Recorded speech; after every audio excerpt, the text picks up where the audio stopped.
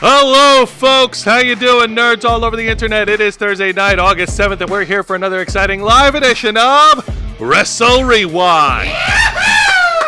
That's right, folks. Another exciting Thursday night to talk about all the cool things happening in the world of pro wrestling. Matches, segments, OMGO moments, returning icons, title changes, special guest appearances, and shit that you can't do in real life because otherwise you'll get arrested.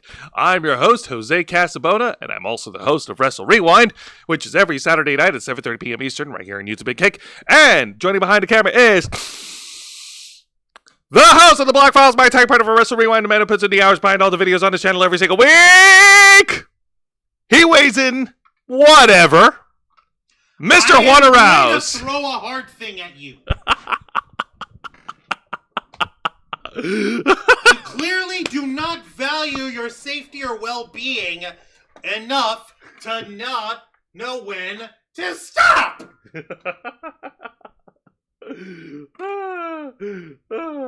I love you too, Juan.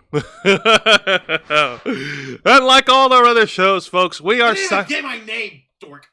I did. I said no, Mr. Juan Arouse. No, you didn't. Fine, Mr. Juan Arouse. There you go. Thank you for that fine introduction. Don't you ever forget the Mr. I have things to throw, all right?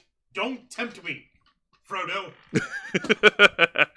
All right, like all our other shows, folks, we are simulcasting on YouTube and Kick. So be sure to hit the subscribe and the follow button, click the notification bell for all our content, leave your questions and comments below, we'll answer as many as we can, and if you wish to go above and beyond to support the Ravens flock, then you can become an inner flocker. And for $4.99 a month, you'll have access to all the perks that comes with our membership. Juan, tell them.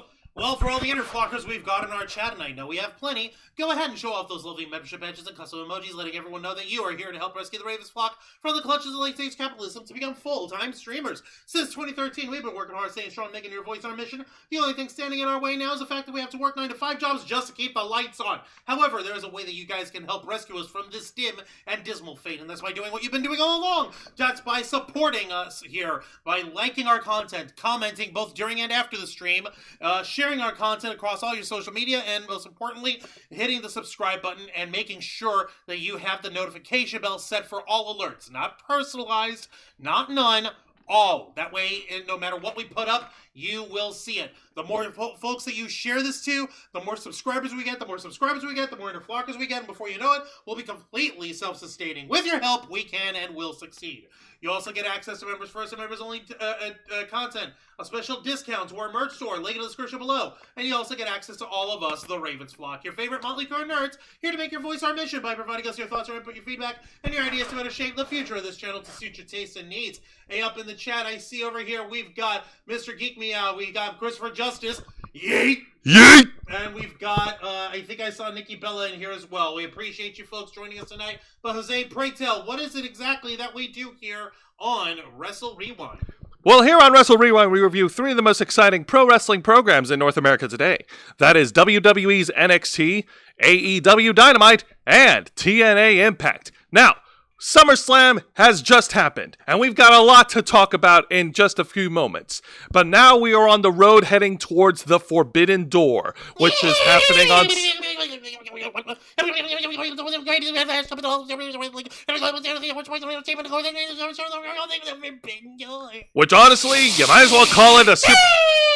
Which honestly, you might as well call it a big super show between AEW and their friend promotions, because the word term Forbidden Door has lost all its luster.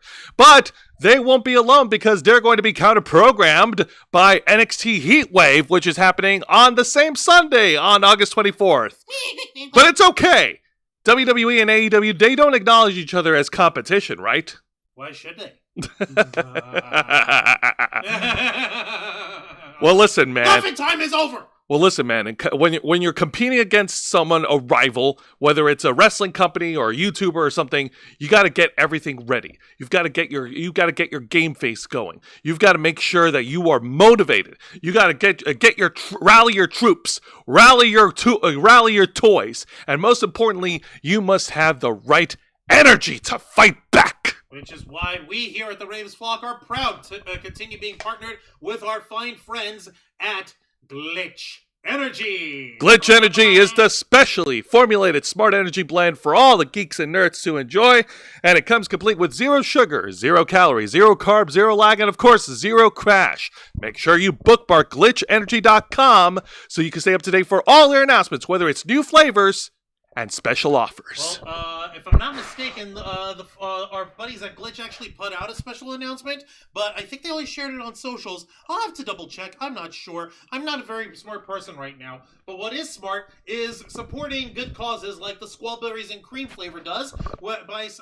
Because if you do purchase any tubs of Squallberries and Cream, which is literally the strawberries and cream flavored one, 50% of the proceeds will be donated to the Trevor Project, saving young LGBTQ lives, one person at a time, and basically advocating for the LGBTQ community and suicide prevention. That is correct. That's always a very good cause to stand up for, and I'm so totally going to order this, and you can't stop me. And guess what? We also stand for another cause, and that is the cause to help our fellow broke nerd. Because if you go to glitchenergy.com and use our promo code FlockFuel, you'll receive a 20% discount on your order, so don't delay! Go to glitchenergy.com, use our promo code, get your hands on Squallberries and Cream now! I want to once again thank Glitch Energy for partnering with the Ravens Flock. Alright, there's a lot of shit that happened on SummerSlam weekend, so let's not waste any time with crazy-ass segues here. Yes, Mr. Quake, we understand, Mr. Geek Me Out, we know exactly what's going on with WWE. We will address that this Saturday night. Yep, we're going to be discussing these particular bits of pro wrestling news on our main show, the Ravens Flock, namely because it's a little more than just, oh, hey, this is a thingy that happens involving pro wrestling. It's more about the scene of streaming television and streaming media. So, yeah, it's a pain in the butt, but we have to address it on our main show where it deserves the amount of attention that belongs to it. Exactly. But in the meantime, Mr. Wanna Rouse, ring that bell.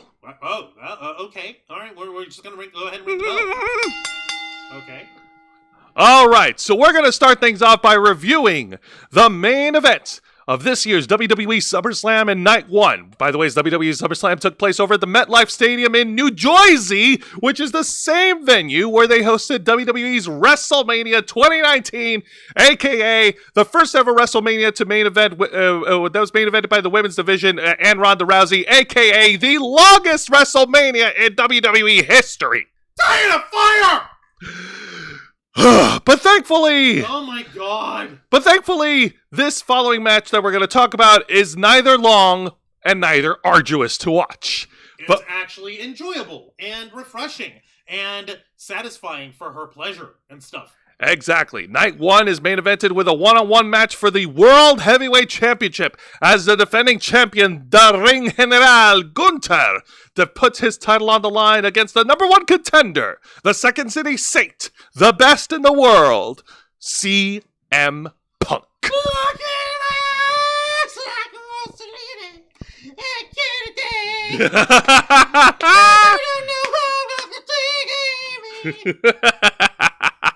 I was trying to copy Jim Cornette's shtick. No. You good. So, the storyline between CM Punk and Gunther. And yes, you're right, Mr. Quick. That was also the birthplace of Kofi Mania. Yes. Yay. Now, that being said, the rivalry between Gunther and CM Punk is... they did try to make it work. I actually watched clips from Monday Night Raw, and both men did try to deliver, especially CM Punk. You'll never see him cut a bad promo, but it just didn't have enough weight or emotional drama. It didn't have any oomph to it? Yeah, it didn't have any oomph to it heading into SummerSlam. But, thankfully, this match, this incredible wrestling match, made up for it. And I've got pictures, baby! Yay!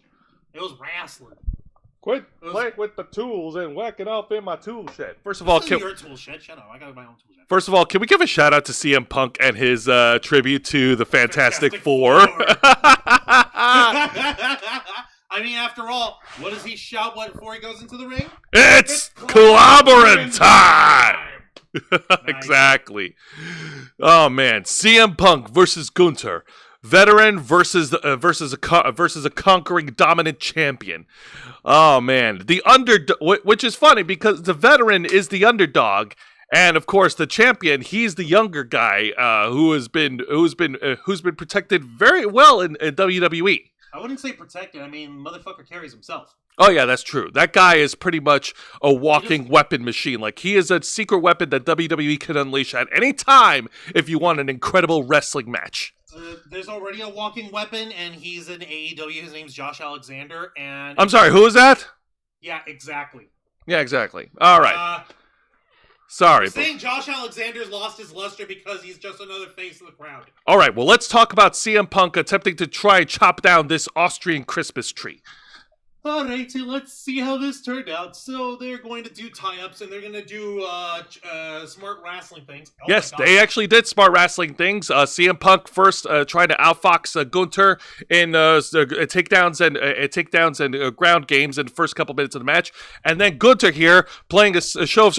Oh, calm down. Well, he's still showing... Oh, God. Yeah, playing a game of strength right over here, and then he does this like intricate pin where he's like right on top of CM Punk, but Punk was able to kick out after 2. Oh, crap. Yeah. Now let's go over here. Okay, yeah. Oh, God. Of course, Gunther continues to lay in the pressure, and the story of this match, part of the story of the match is CM Punk dodging the chops of Gunther, because every time Gunther delivers a chop to the chest, that dude is going down. I don't care how strong you are. Okay, well, this time CM Punk is trying to chop back, but silly Punk, you can't chop back Gunther. Like, he's a ring general for a reason. The guy's a beefy boy. He's got great beefy things on him. What with the legs and with the arms and things. He is made of beef. I don't know if what's his face? If Punk's seen what Gunther used to look like back in the day, back when he was a beefy boy vaulter. But yeah, no, all that chuck roast, that chuck beef has become pure lean beef of doom. I'm pretty sure, just for shits and gigs, CM Punk may have found an old picture of Gunther in his days of PWG. I know. It was founded by Joey Ryan. Let that sink in. Anyway, so getting back to the match. So eventually, Gunther does lay the chops on CM Punk, and when I see CM Punk react to the chops, I think back of that old clip from the WWE house show where these two wrestled, and CM Punk fell to the floor, and he was tapping out like, "Nah, man." Yeah, no, he's just like, he took one big chop from Gunther, and it took him so far out of breath that Punk didn't fall backward. He just collapsed downward and just like, nope, fuck this, nuh-uh. But that's not the case here, because here he's got a championship golds on the line over here. Punk wants his gold.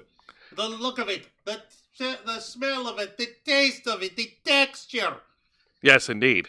Now, and over here you can see another delivery of a chop, and you can see, like, it hurts so hard that it literally, like, you can see the breath of Punk, you can see Punk's soul leaving his body.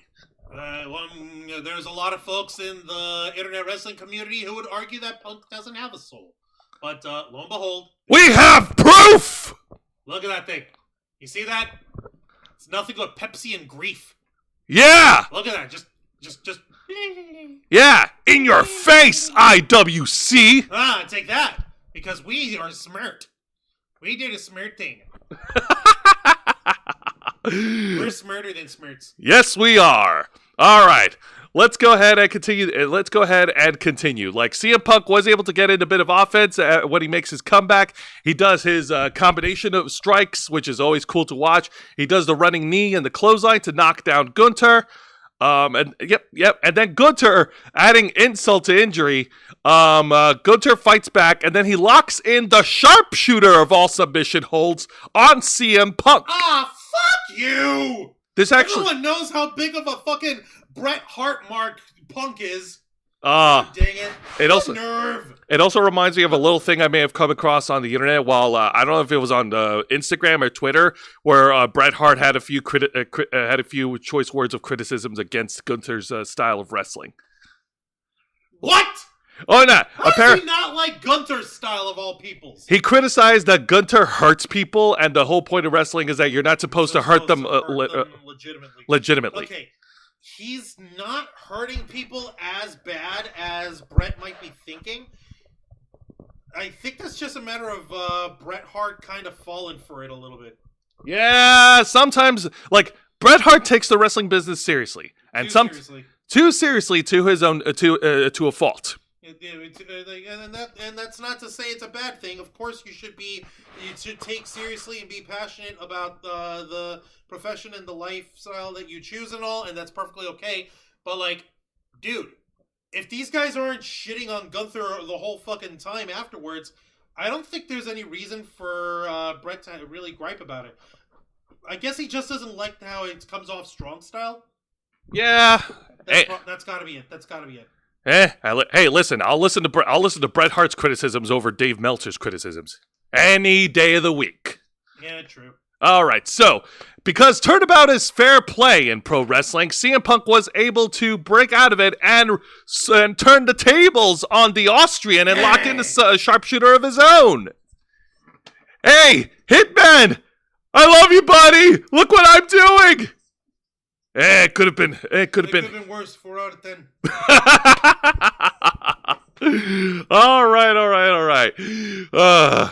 But yes, CM Punk was able to turn it around. Of course, Gunther, being the dominant champion, once again pulls the rug right under Punk and hits a devastating German suplex right onto the Xfinity sponsor logo. God dang it. Speaking of Xfinity. Oh yeah, trust me. And which, by the way, I've already made this complaint already, but I'll say it again. The sponsorships of WWE is too much, man. Jesus. Yeah, it's getting a little... Why are you putting 7-Eleven on your turnbuckle? Nothing wrong with 7-Eleven. Fine, whatever. So the action takes place at ringside. Gunther spent a little too much time bragging and boasting to the crowd of New Jersey right by the announce desk, and then CM Punk snuck up from Gunther from behind him and swept the legs right under him. Go ahead. Yeah, I got it. Oh yeah.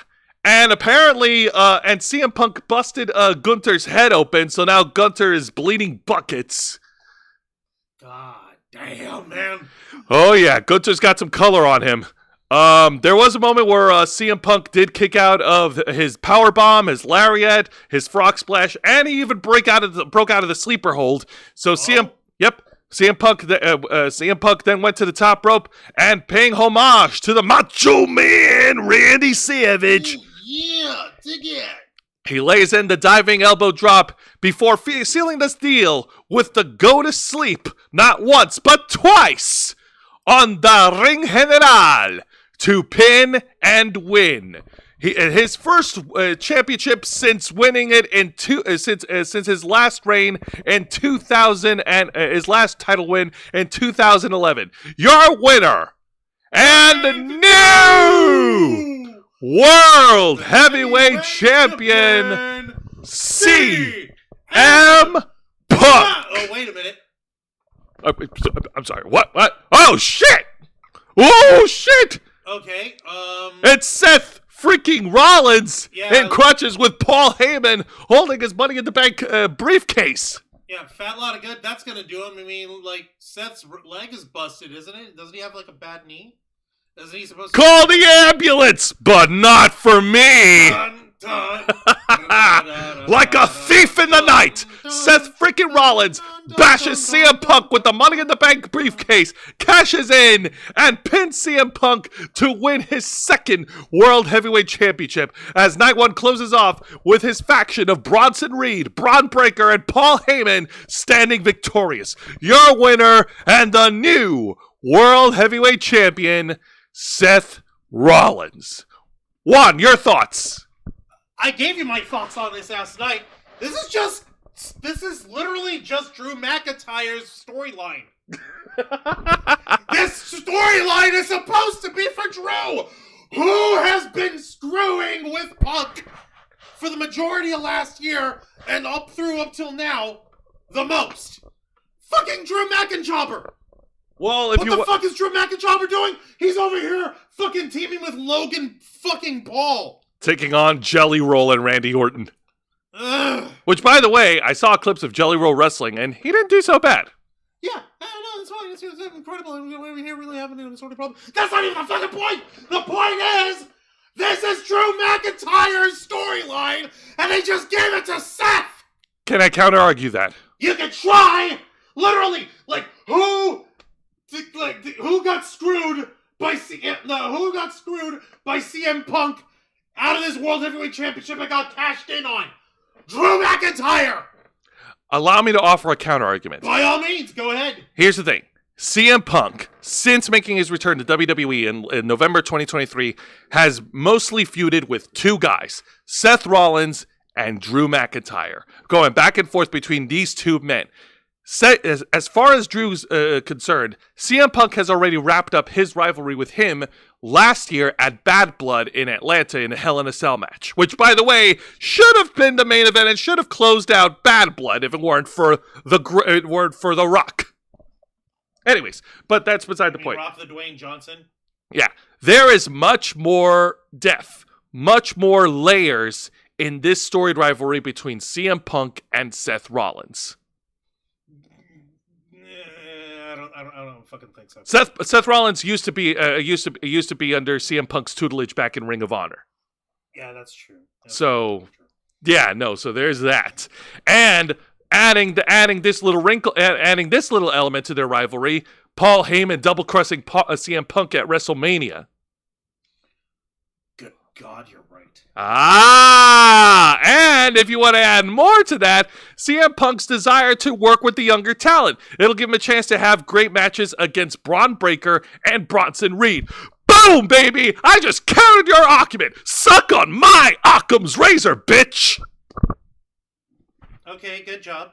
You explained it. Thank you. This still feels like it should have been Drew McIntyre's storyline here. But okay. All right. Anyway.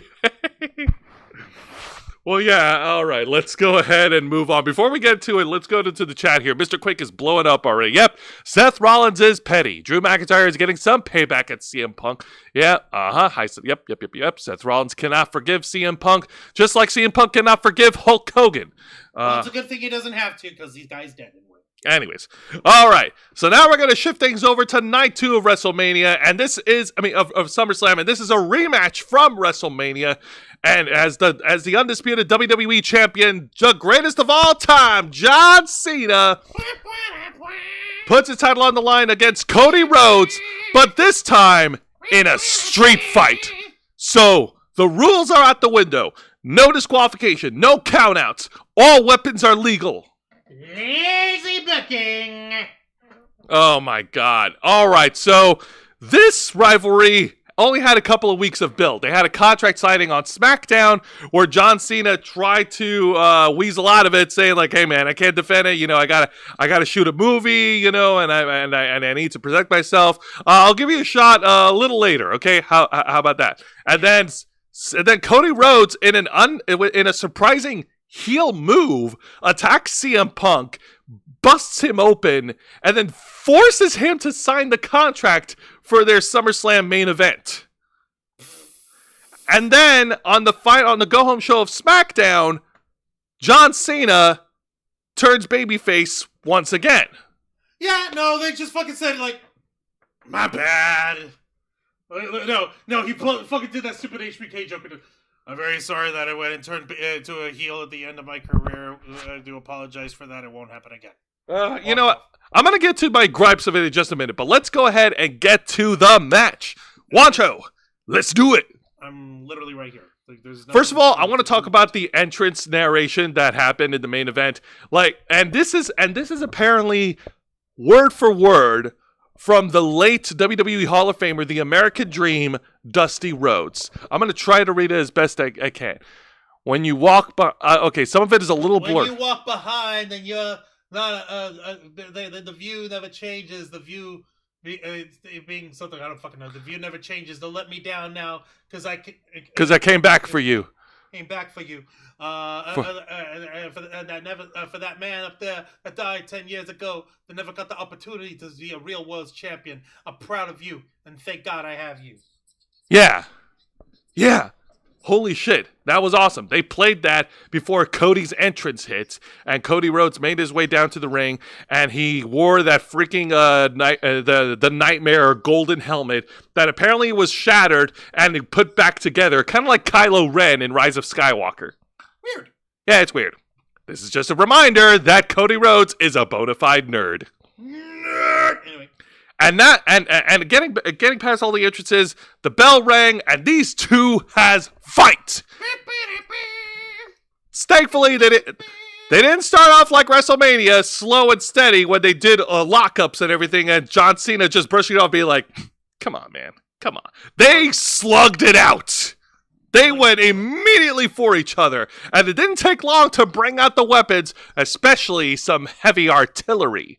As John Cena brings in the steel steps, but Cody Rhodes stops John Cena from hitting the AA and hits him with a body slam, and John Cena lands back first onto the steel steps. Owie!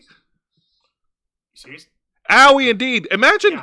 Yeah. That's serious steel. Yeah. That's up in my ass. That's up in your ass indeed. John Cena, of course, was able to fight back in an incredible display of strength.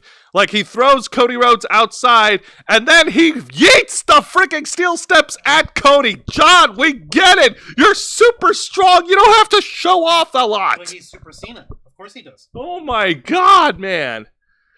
Seriously, when I was watching this match, I was worried that it was going to end the same way when John Cena fought Bray Wyatt in a Last Man Standing match in 2014, where he pretty much buried him. Like, John, we get it. You're very strong. Stop throwing the giant metal things. Yes. Now, getting back to the action. Of course, Cody Rhodes was able to course correct briefly. He grabs a steel chair, starts to show a little bit of his vicious side, which was desperately missing in his repertoire, and hits John Cena in the midsection with the steel chair. And then John Cena was able to hit the 5 moves of doom: shoulder block, throwback slam, and hitting Cody Rhodes with the 5-knuckle shuffle. Yep. Of course, John Cena tries to go for the AA, and Cody reverses it, hitting his own 5 moves of doom. He hits the punches, the bionic elbow, and then he goes for the power slam. He hits the Cody cutter, but that wasn't enough to put him down. So, grabbing a page, pulling out moves from the ban list, Cody Rhodes hits a freaking pile driver onto John Cena, but John Cena was able to kick out after 2. Hey, listen. Hey, even Super Cena can't be defeated by a pile driver. Don't believe him? Ask CM Punk back in 10 years ago when they were younger.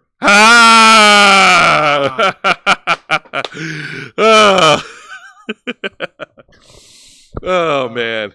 CM Punk mentoring Cody. Listen, man, whatever you do when you wrestle Johnny Boy, don't use the pile driver. Trust me, it doesn't work. His head is so... Are you kidding me? The pile driver is going to break his neck. I'm going to take him down. No, you don't understand. The pile driver doesn't work because he can't see it. What? Yeah, I know. I friggin' just found out about that myself. He can't see it. I was going to say his head is as durable as his Peacemaker helmet, but yeah.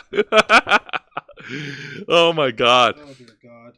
And then Cody tried to go for the crossroads, but John Cena was able to reverse him, trip him up, and lock in the STF to try and get a submission win. Cody Rhodes was able to maneuver outside of the ring for John Cena to force John Cena to break up, since he can't grab the ring ropes to break the submission hold, because, once again, no disqualification, no countouts, no rope breaks. Easy booking. Yes, indeed. All right, let's continue.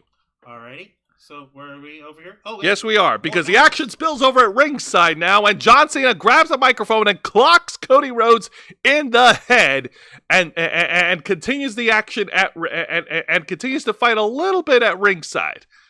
Ow. Yes. Shit. Yeah, I know. Like, they're maximizing their minutes while brawling, and then another display of awesome strength. John Cena runs to Cody, and it's a freaking code red, a sunset flip powerbomb on the floor. John, we get it. Stop showing off. No, he's got to do the Cena Conrana. Oh, we got it, man. You're the man who can do anything. But he did it. I mean, like, who would have fucking thought that fucking John Cena could pull off a fucking code red of all things? Yeah, I know. Oh, man. Like, next thing you're going to tell me is that John Cena pulled out a 450 splash from out of his ass. I mean, he did it, but... But, you know, fucking maybe. Maybe. Fucking maybe. Like, listen, his time is running out. He's only got a few dates left over here. He's going to fucking maximize his repertoire as much as possible by showing everyone what he's able to do, both in and out of the ring. For instance, hitting Cody Rhodes with an attitude adjustment through the announce desk. Yeah, because that's what I like to see. I like to see Cody eating more shit. For the record, I'm over here I'm 99% certain that these are the same fucking tables that these guys used at WrestleMania, because this looks like the freaking blackjack table thingies that they had. Yeah, which has now become the standard for all WWE events, including televised events. Like, these are now the announce desks going forward. For the, what do you call it? For Raw and SmackDown, and for PLEs. NXT, they don't get that. They get the leftovers. All right, whatever. Yeah. All right. So let's go ahead and continue the action, because these two boys who are repping the red, white, and blue are not stopping. Not by a long shot, especially considering that there's still more mayhem to have. Yep. The action suplexing onto the fucking barricade. Yeah, that's right. Cody Rhodes was able to turn the tables on John Cena, hitting an incredible vertical suplex onto the barricade, and these two guys then fight right under the stage ramp in the production area, and we can't see any of the action because, oh no, it's behind the curtain. But then this moment is so fucking such bullshit. It's right there, yeah. John Cena uses the freaking Cody elevator while hosting Cody Rhodes on his shoulders and smiling. Oh my god, that is so fucking ironic, and that is so fucking symbolic. Asshole! And he's just smirking about it like, yeah, I'm literally carrying this boy. Yeah, I'm literally carrying this crazy shit. Yeah. No, it's Homelander versus Peacemaker. And Peacemaker's winning. Oh, God. Jesus, man. So John Cena hits the AA on Cody onto the entrance ramp, then hoists him back on his shoulders again, dragging, pretty much dragging his carcass back, carrying his carcass back into the ring. Cody Rhodes was able to catch him off guard and hit the Crossroads Trinity, not one, not twice, but 3 times. But John Cena kicked out after 2. Son of a fuck! So Cody is now left desperate. He grabbed the WWE Championship and hit John Cena, but it wasn't enough. So he unscrews the bottom turnbuckle of the letting loose the entire bottom area of the ring ropes so that he can use it as a weapon and choke John Cena. But then John Cena was able to turn it and then lock in the STF again, wrapping the rope around Cody's neck. Oh. And then John Cena hits 2 attitude adjustments on the floor, and then he grabs Cody Rhodes and hits an avalanche attitude adjustment from the second rope, but Cody kicked out after 2. Neither of them is able to get any ground on the other man. How is this possible? So you know what they need to do? They need to slam into a Slim Jim. Ooh, yeah. Oh, they did indeed. As Cody Rhodes and John Cena battled again on the top rope, John Cena set up the table, but Cody Rhodes was able to... He set up a Slim Jim table. He set up the Slim Jim. My God, these What's with the fucking tables having Slim Jim logos on it? That doesn't make sense, even from a table standpoint. Listen, if you want to get creative with your sponsorship, why don't you paint the kendo sticks like Slim Jim wrappers? God almighty.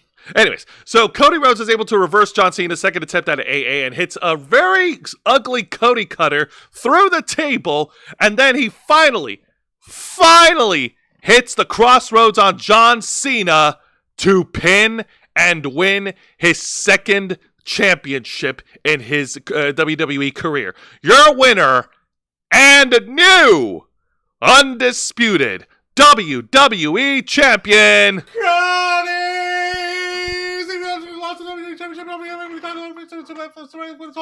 WrestleMania, that was actually breaking off the storyline, but the reality, the storyline was really raw to make John's idea. Nobody really liked it because it was just from Nana Sports level force of business and goes in 8 hours a day because he's already trying to play his own mind. The point is that John Cena reverse course right at the last seconds of these guys have an excellent match and everything over at the same time. And now Cody Rhodes actually going to need to turn heel in order to create a champion, but that doesn't mean that he's never going to turn heel anytime soon. Cody Rhodes. And then afterwards, there was no surprise heel turn from Cody, no surprise heel move from John Cena. They just shook hands, and everything was over, and they just showed each other respect. So that just leaves me to question, what was the point of John Cena's heel turn? Thanks for... Oh, shit. Oh, never mind. Never mind that. Holy shit. The Beast Incarnate is back, folks. Former WWE Champion Brock Lesnar has returned, cowboy hat and all. Oh my fucking god. And he stalks... It's Bork Laser! It's Bork Laser. He stalks around the ring, and then he enters the ring to lay out John Cena with a devastating F5 in the middle of the ring to close off SummerSlam. Holy fuck.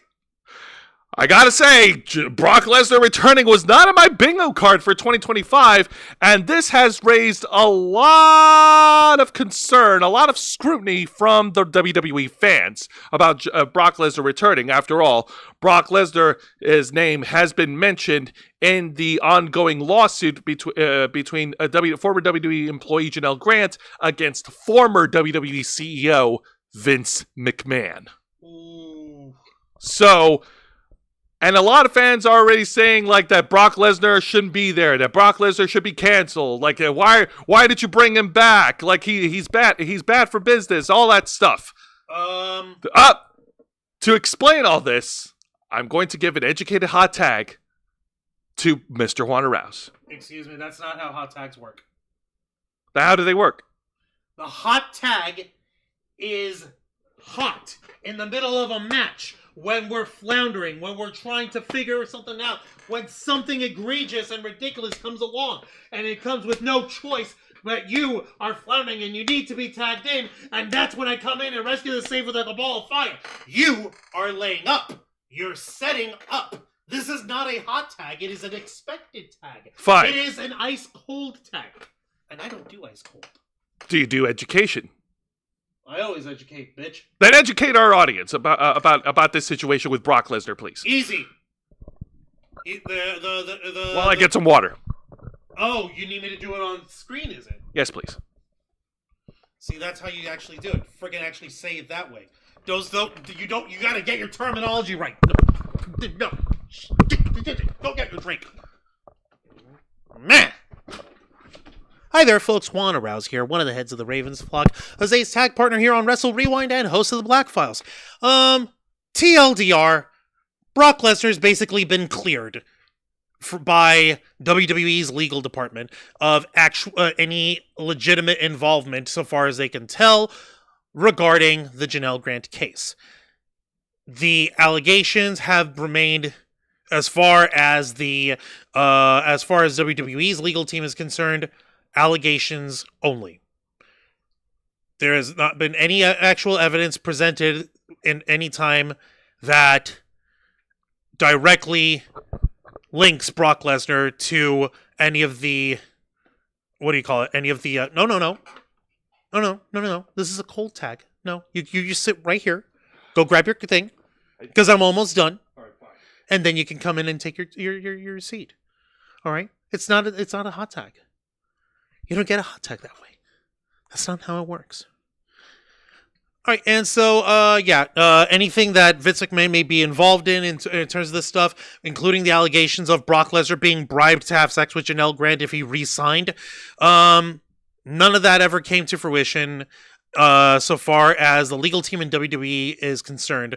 And I don't know, I don't remember whether or not if the WWE legal team is still separate from Vince McMahon's own legal team now, or if it's not. But the point is, for the moment, we've got Bork Laser. There you go. Now, you get a cold tag. There you go. Go get your butt cushion. Fuck Vince though. See, a cold tag is slow and steady. It is easy peasy lemon squeezy. All right, this wasn't bombastic enough for a hot tag. All right. Well, I feel like this is something that needed to be explained because folks are mixed about Brock Lesnar returning. No, I didn't know what you're talking about over here. What you expecting from your phone? Trying to have me freaking coming in and coming over you. What the fuck? Yeah, no, it's insane. It's crazy. Give me just a second here because I actually want to look up something here as a little bit of a follow up with Brock Lesnar returning. Because here we go. Okay, go right ahead. Yeah, no, and I'm pulling up something from a Cage Side Seats, and this was 3 days ago of Janelle. Can you send me the link to it? Is this something worth pulling up as an article for the? No. It's just a statement. All right. Yeah, this. But of not taking it sitting down, of course, Janelle Grant's legal team condemns Brock Lesnar's return to WWE. They've released a statement here addressing it. It says here, and I quote. For far too long, abuse was allowed to thrive under WWE's leadership. Instead of righting this wrong, WWE has done nothing to ensure those responsible are held accountable. This attempt to sweep misconduct under the rug will backfire. We look forward to the full set of facts, including those about Mr. Lesnar coming out in a court of law where they belong. But in the meantime, we refer you back to Janelle Grant's updated complaint, which outlines in detail the abuse as she endured by McMahon and others while employed at WWE. See, that's just it. Like, this may be legitimately an issue, but that doesn't necessarily mean that there's going to be anything that can come of it in that front. We are going to have to wait and see for now. Yeah, like Juan said, there's as far as WWE's legal team is concerned, Brock is cleared of all details relating to this, and Brock has not been named as a defendant in this situation. Well, again, I'm sorry. We're gonna have to wait and see. I hate being the pessimist in this one, but if Janelle Grant's people, if her lawyer and everything have got some actual nuclear heat that they can bring out in order to directly address Brock Lesnar's involvement in all of it and his direct participation in it, then there really isn't anything more that can be done with it. Unfortunately, that is true. We're just going to have to wait and see, and we'll see what comes of it. But in the meantime, Brock Lesnar is back. Suplex City, bitch. Anyway, so now let's get into this week's reviews of our shows. Let's start off by reviewing this week's WWE's NXT. Alrighty, so here we go. There we go. All right. Okay, let's go and get this party started, shall we? Indeed. We start things off with the women's division taking the stage. A great opening contest following up from last week's encounter as Kalani Jordan takes on the Glamour Blake Monroe. Versus... I said Kalani Jordan. Kalani Jordan. Oh, boy. Yes. All these women standing around and having a freaking promo train. Yeah, no, now we're gonna... No, now we're gonna actually fight. And fight they did. So Kalani Jordan, after Kalani Jordan made her entrance, they wasted no time and started fighting with each other. Kalani Jordan, of course, outmaneuvering Blake Monroe. And look at her, hitting a beautiful crossbody onto the Glamour in the middle of the ring. This looks kind of like a ballet pirouette over here from this angle, though. Well, she was a former gymnast. Well, yeah, that's gymnastics. I'm talking ballet. There's a difference. True. Now, of course, Blake Monroe was able to turn the tables on the former women's North American champion, and there was a moment. Don't pause where you are. I wish I had a picture of this, but there was a moment where Blake Monroe did a pose in the middle of the ring, and there is a sponsorship logo of Maybelline in the middle of the ring. And that prompted freaking Vic Joseph on commentary to make a little joke about it, like saying, like, wow, she's really dominating the match. You know, maybe she was born with it. Like, damn it, Vic! What the fuck? Seriously, did Shawn Michaels put that in your mouth? Yeah. Hey, it'd be really funny, if you make a little inside joke right there, you remember those old Maybelline commercials where They're not that old. Oh, yeah. They're not that old, though. All right, well, listen, I want you to throw something in there while Blake Monroe's wrestling, because after all, she used to do commercial work for those guys. Yeah. Anyways, good luck out there. Yeah. Anyway. This is Fart Knockers in the chat. How's it going? Welcome to Wrestle Rewind. I'm assuming y'all talked about Brock. I'll keep my opinion like the horse from Ren and Stimpy. No, sir, I don't like it. Yeah, no, it's okay. I'm not all that thrilled myself, but that's literally like, there's nothing that can be done about it. It's not like we can reach across through the TV and like strangle Brock or something. Hell no! That guy's nearly 300 pounds. He will kill us. He will eat us alive. And hi there, Haley Ray Stout. Welcome to Wrestle Rewind. We appreciate you joining us. And yeah, she remembers those commercials too. Yeah, but as Blake Monroe closed in on the victory, Jordynne Grace with the neck brace stormed into the ring and sent Blake Monroe running for the hills outside of the performance center and into a car, getting the fudge out of here, awarding Kalani Jordan the win via countout. Your winner, Kalani Jordan? Yes. Wait, that's it? Yeah. She won by countout because Jordynne Grace chased Blake Monroe out of the ring, out of the arena, and Blake Monroe did not run back to the ring to answer the 10 count. But she's so mini. I mean, look at this. Look at this tiny woman of a person. She's a mini muscle mommy of doom. But dear God, I don't think mini would be the first word that comes in mind when I'm describing Jordynne Grace. She will destroy you. There ain't nothing wrong with the juggernaut, bitch. Yeah. But even Kalani Jordan had the confused look after she was told that she won. Like, all right, fine, whatever, I won. Yeah, I wouldn't look a gift horse in the mouth either. Yeah, that being said, it looks like we're setting up a one-on-one match between Blake Monroe and Jordynne Grace heading to Heat Wave. Here we go. Yeah, and here's hoping that we'll see what the outcome of this turns out. How will the Juggernaut avenge herself against the Glamour? Yeah. The Glamour. All right, now let's go ahead and get to the exciting match of the night, another women's match, and the NXT in-ring re-debut, I guess, of a former WWE Women's Champion, as Nia Jax returns to NXT to face off against Thea Hale. Okay, I need to say something about these headshots here real quick. Okay, yeah, go ahead. Okay, I'm pretty certain. Hang on, I got to do the thingy. All right, so. Okay. Actually, while I do that, I gotta go grab something. Go. I went ahead and I took the opacity down on this. I'm pretty certain that these guys over at WWE did a little bit of jawline photoshopping here for Nia Jax. I know she's a really pretty woman, but this makes it look like she has a more slender neck than she actually does. Whereas what they did here with Thea Hale's face kind of makes it look a little distorted. Maybe it's a camera lens effect of some kind, or maybe these guys are literally just like fucking with her. I don't know. But yeah, no, they're sort of skewed and artificially inflated Thea Hale's face looking a little weird this way, and they took the jawline of Nia Jax in to make it look like she has a slimmer neck. That is weird. Yeah. Anyways, unfortunately, and I do need to condemn WWE for this, there weren't any match photos of Nia Jax and Thea Hale to show off, so you're gonna have to take my word for it. It's what a class. The fuck? Seriously? There's no fucking photos for me to follow with? Unfortunately, not. But listen, it was an incredible battle. It was. What is this? I'll get to that when I get to it.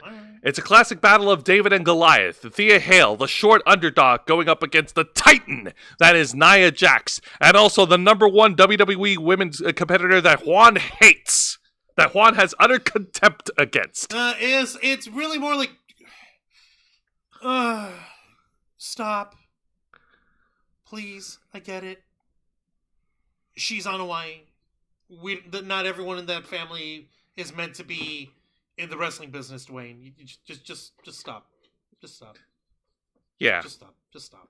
So Thea Hale does try to fight back. She does try to hit a series of drop kicks and high flying moves. Nia Jax is, of course, using her size and her strength to knock down Thea Hale to keep her grounded. And then Thea Hale does try to hit a comeback.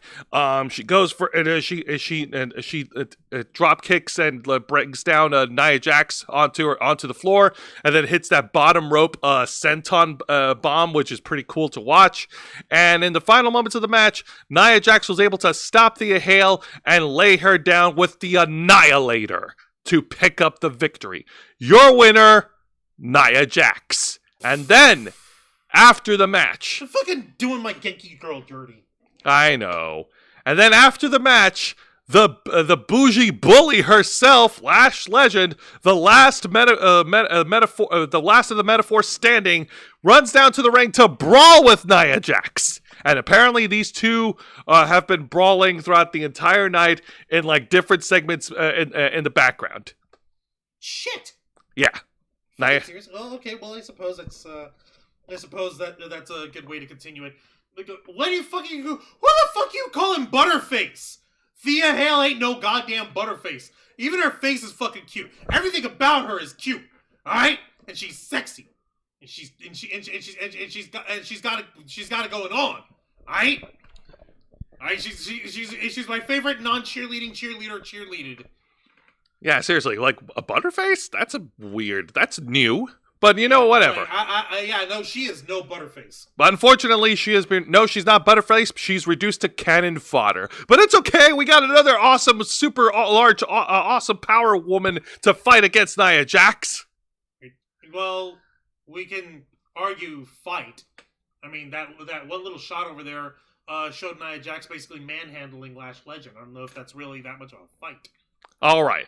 Well, let's go ahead and get into a discussion on this in-ring segment, the best segment of the night, where it starts off with Obafemi in the ring, the reigning NXT champion, the ruler, the conqueror, the mountain you cannot climb, the bringer of war, and he addresses the TNA World Champion Trick Williams. This prompted Trick Williams to get down to the ring and talk some smack at Obafemi and how he is and he brags and boasts about how he's carrying both brands, both NXT and TNA, on his shoulders.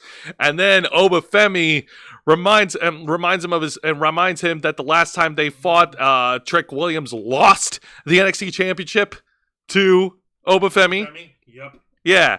And then, as these two continue to exchange a war of words, what's-his-face? Javon Evans, the young OG, joins in the proceedings, and he makes his intentions known that he wants the NXT championship, and he will face Trick Williams to earn that opportunity. And I don't have a clip of it, but coming straight from TNA, through the prohibited portal, better yet, crossing the line, was Moose.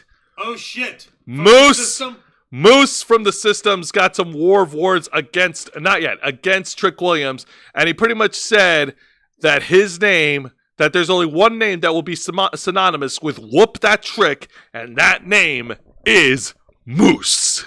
Yay! Wait a minute, hold on. Is this all still these guys trying to push the System as being a good guys? Yes. God dang it. And then we had to get the strobe lights. Wancho, share the other picture. Because then we get Dark State coming in, and they start brawling with all the dudes in the ring, 4-on-4. What? Until Dark State were pretty much chased out of the ring. Really? They just fight on off? They just fight on out. No, okay, that's just weird. Sorry, but these Dark States are just dumb. Oh yeah, no, trust me. I'm gonna get to the bad segment in just a bit about these guys, because, goddamn, this project, this Dark State project, I don't think it's working. Yeah, I'm sorry. I don't think it's working, kids. I think there's something wrong here. Yeah, just one of these things. It's not that it's Dark State. It's just a dumb faction name.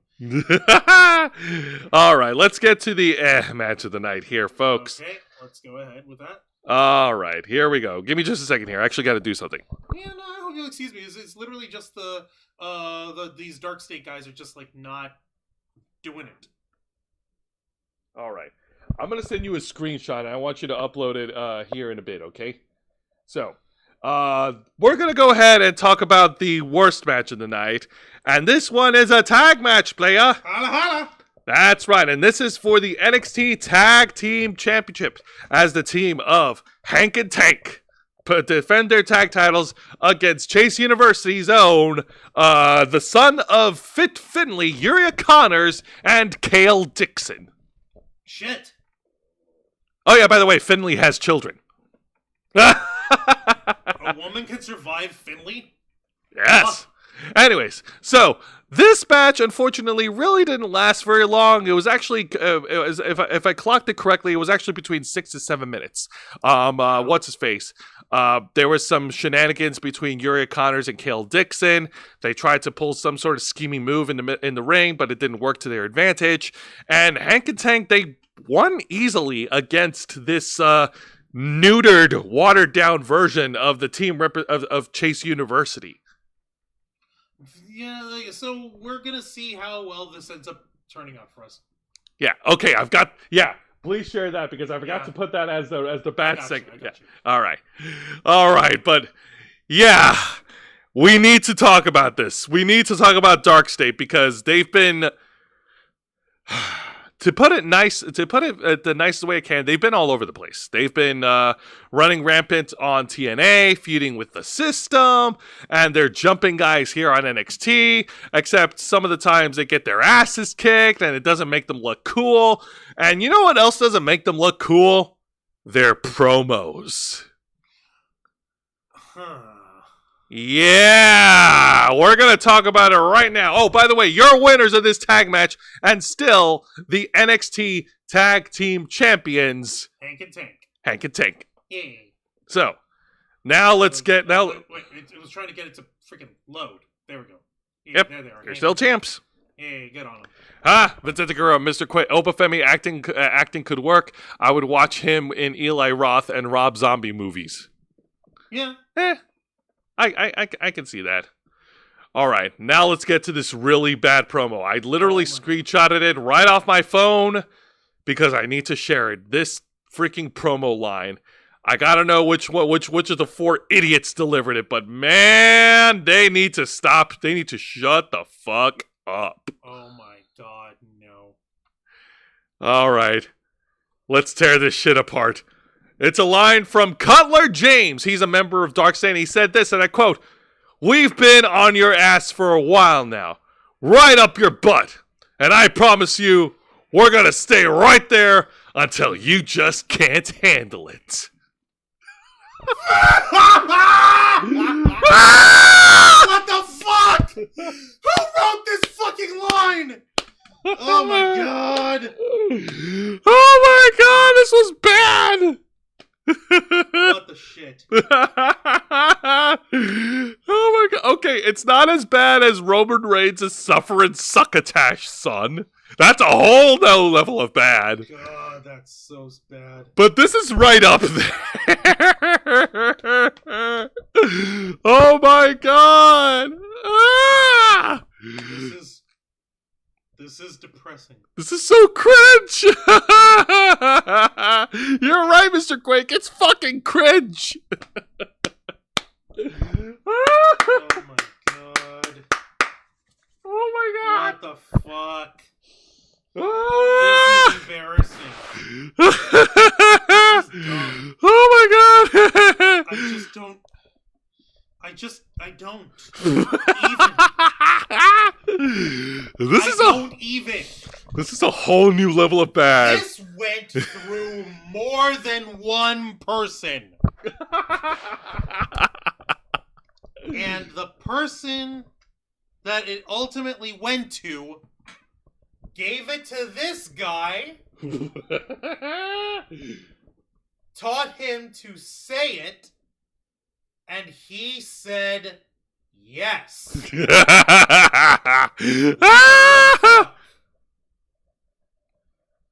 What the fuck? Hey, Vicente Guerrero, give us your thoughts on this really bad promo. I'm going to read it one more time. Encore. We've been on your ass for a while now, right up your butt, and I promise you, we're going to stay right there until you just can't handle it.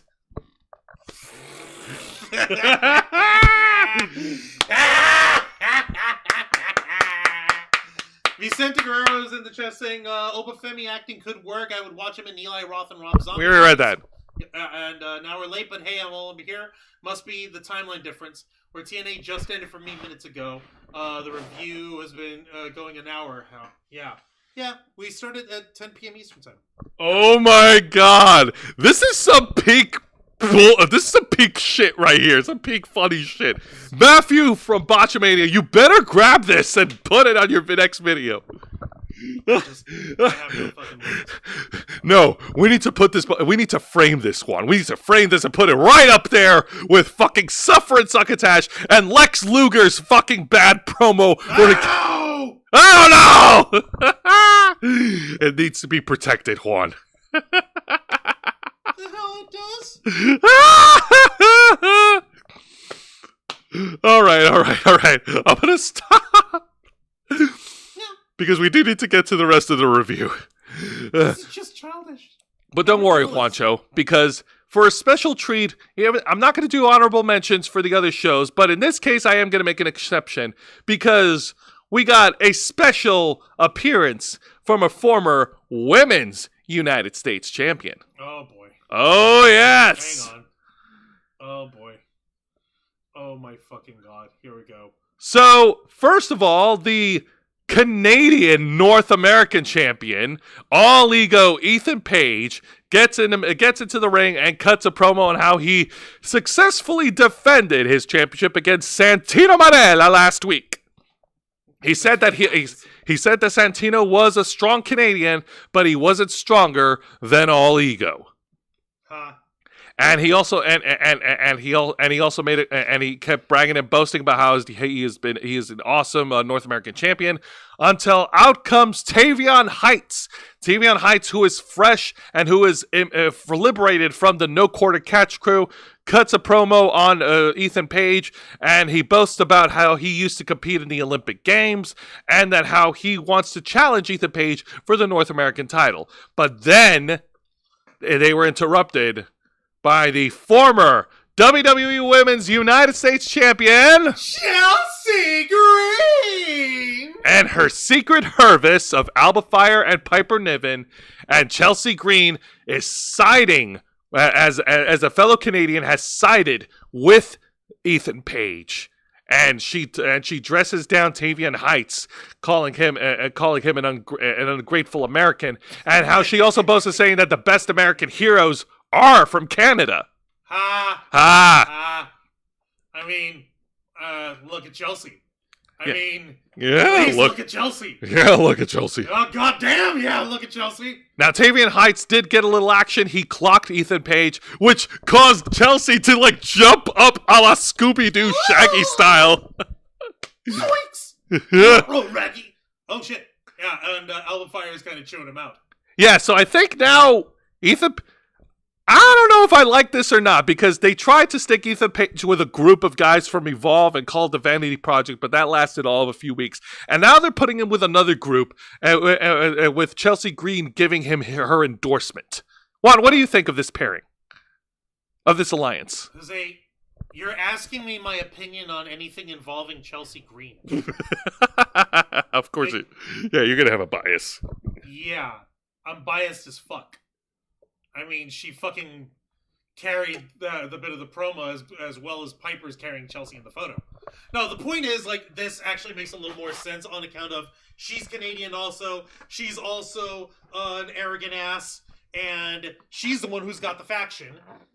So her giving her thumbs up to Ethan Page fucking with the North American belt makes more sense. Whoever these other fucking dudes, the Vanity Project were, they had nothing to do with him. Yeah, no.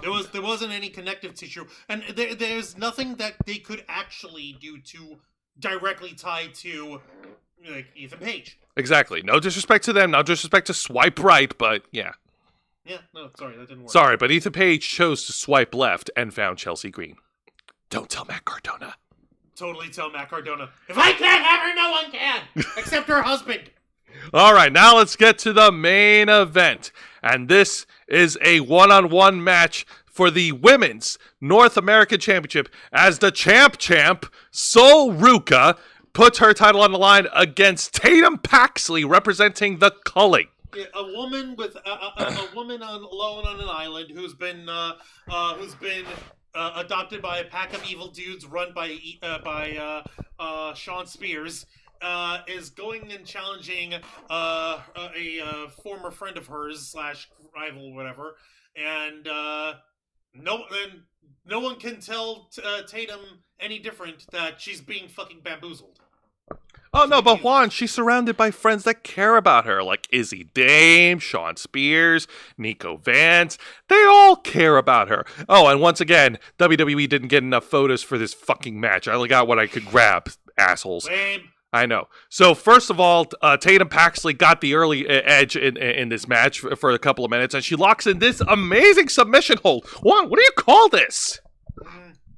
Let's see here. All right, so that's a choke.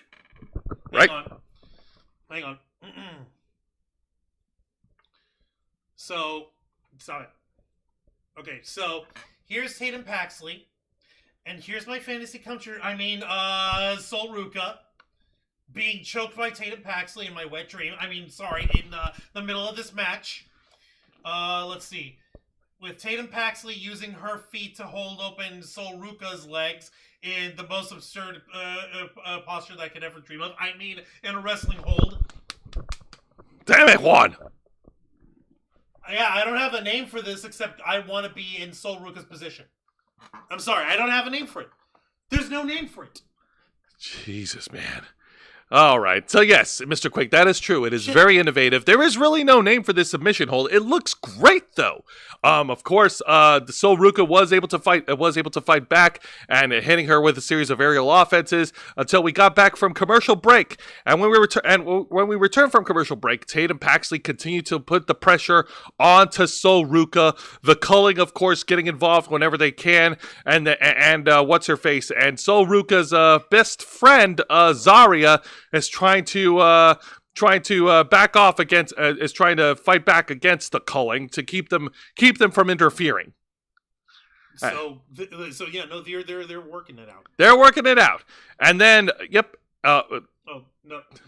Here we go. So Sol Ruka was able to fire back. She gets an incredible slingshot X Factor onto Tatum Paxley in the middle of the Maybelline sponsorship. Hold on a minute. Okay, so that's all denim. That's all denim, baby. Okay. Here for a minute, I thought that that Sol Ruka was being a heel or something. Nope, that's all denim. And Sol Ruka was hitting an incredible comeback, knocking. Soul Cross. Yep. Is what he's called. Yeah, I get you. It's cool.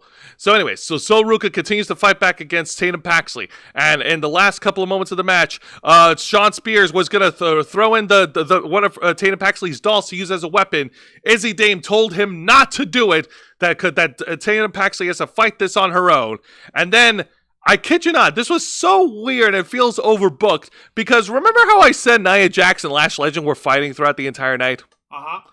They brought their fight to the main event, and they both crashed through the security barricade at ringside, which caused a distraction, allowing Sol Ruka to hit the Soul Snatcher onto Tatum Paxley. What? To pin and retain.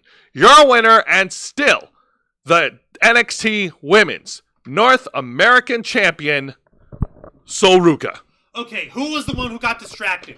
The ref? Was it Tatum? Who? Tatum Paxley. Oh, man. Yeah.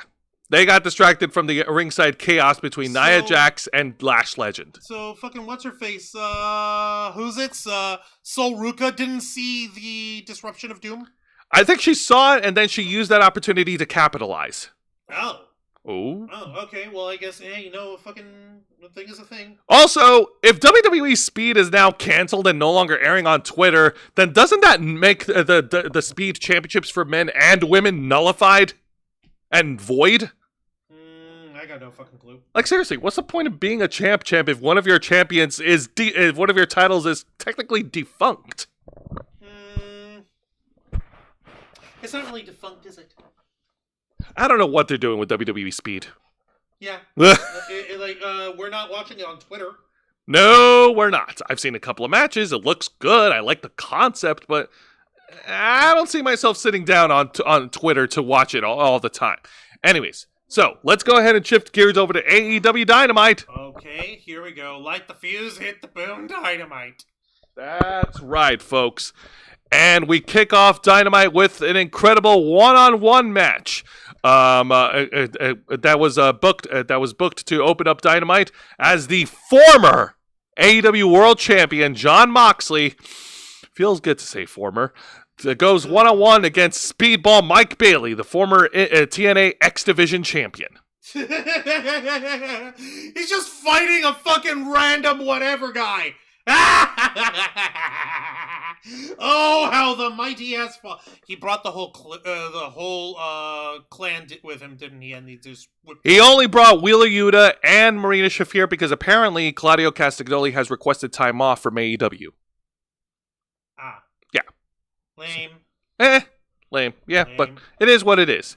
So, Jon Moxley, unfortunately, his numbers has diminished to just 3, but that would be enough to help Moxley to help Moxley's odds against the former X Division champion, Speedball Mike Bailey. First of all, he's repping the colors from Speed Racer, which I actually like. Like his ring gear is dedicated to Speed Racer, cool. which is That's cool. Nice. Yeah.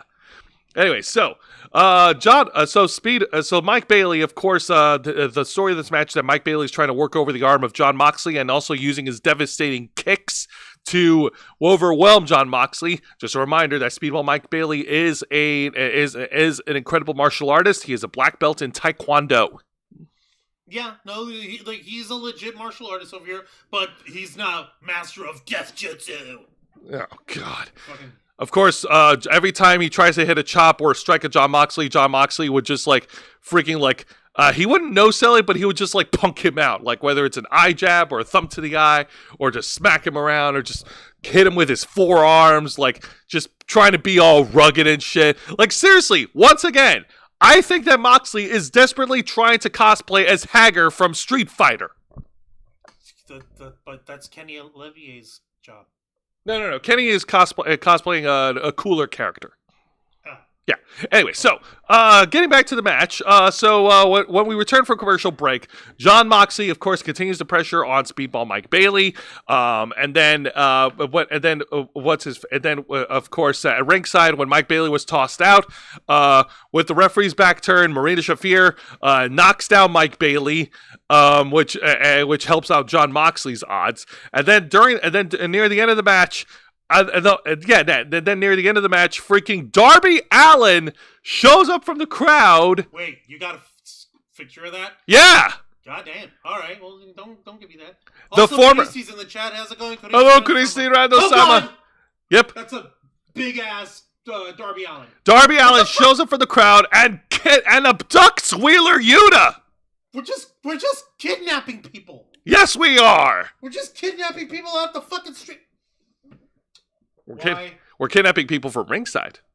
I mean, to be fair, it's about time that, the whole hunter become the hunted shit happens. Come on, man. How many times, how tired of you seeing freaking Death Riders dominating every single week? I mean, very fucking tired. Exactly. Don't you love to see them get their just desserts by a babyface? Well, at long last. You're all right here. Better late than never, but still. We love you very much, Kuristi Randall-sama. You didn't have to send all that much! Oh my God! But thank you! God almighty. Anyways, back into the ring, of course. What's his face? Mike Bailey tries to go. Oh my God! And Kuristi-sama sends a 9.99 super sticker! Holy shit! What in the world could he see? Yeah, Vicente over here. Not that it'll happen soon, but a battle between two mildly skilled Brazilian Jiu-Jitsu fighters between Moxley and Punk. Punk would win. They could have had it. Punk would win because if a guy from 7-Eleven can beat him, anybody can beat him. Exactly. So Moxley wins by using the Death Rider. The Death Riders is group, Jose. Well, he wins by using the elevated paradigm shift. There. That's just the paradigm shift. Yeah. Well, Moxley's stupid about calling his wrestling moves. And then after the match, the Death Riders, aka Marina Shafir and Moxley, they run outside into the parking area, and they found Wheeler Yuta inside a body bag, and Wheeler Yuta has a note stapled onto his forehead that says "Forbidden Door," which means what the fuck? Which means what the fuck? Darby Allin has challenged Jon Moxley to a one-on-one match at Forbidden Door at the O2 Arena in London, England. So sorry, we're not going back to Wembley. Wembley. Nope, O2. Nope, O2 Arena. Take it or leave it. You won't be allowed back in England. If you continue to do it all in Wembley, or continue to do it in Wembley. What the fuck? What's wrong with you people? So, Juan, your thoughts of this turn of events of Darby Allin kidnapping Wheeler Yuta? Okay, I know Wheeler Yuta's a fucking pushover, but really, even Yuta can throw Darby Allin around. He likes playing a crash test dummy. Also, I like Matthew Cobra. Do not open until Doomsday. Really? Oh, fucking really. It's so ridiculous. I'm not high enough for this shit. Oh my god. All right. Now let's get to the exciting match of the night. And this is a tag team contest, playa. Holla holla! And this is part of the World Tag Team Title Eliminator Tournament semifinals as the Young Bucks go up against the team of the Ring of Honor World Champion Bandito and Big Bad Brody King. And the Young Bucks once again get punked by the AEW production crew in their entrance. Ladies and gentlemen, introducing to the ring, Max and Jerry Buck! Jeremy. You said Jerry, it's Jeremy. Yeah, I know. It's Jeremy Buck, but I said it wrong because fuck him. Yeah, I know. Which is, by the way, a callback to their names back in TNA 2010. Where it was Generation Me. Those fucking idiots. Yeah, I know. All right, so let's go ahead and talk about this tag match. So, of course, the advantage has to go to the Young Bucks. I mean, come on. How long have they been tag teams now? How long have they had awesome tag matches? Their chemistry is unmatched by very few people in the tag team wrestling. Bandito and Brody King still need a little more time together to form that type of chemistry. But, however, that has not impeded the babyfaces at all. Despite the super kick arsenal from Max and Jeremy Buck, the team of Brodito put on a spectacular performance, combining powerhouse moves with lucha libre style technical wrestling. And in the final moments of the match, the Young Bucks looks like they were gonna pick up the win. They got Bandito to his knees, and it looks like they're about to hit their trigger move, but they're trying to decide what to. But they spent too much time in the ring, and I kid you not, it's so stupid. They were indecisive of what to call it because they're no longer EVPs, so they couldn't call it the EVP trigger. And what about the BTE trigger? They can't go back to calling it that? They can't go back to calling it that? No, apparently not. Like, this whole moment of confusion was long enough for Bandito and Brody King to take the victory from them, hit their finishing move to pick up the win and advance. Your winners and advancing to the tag tournament finals, Bandito and Brody King. In a fat stack of dicks, Generation Me!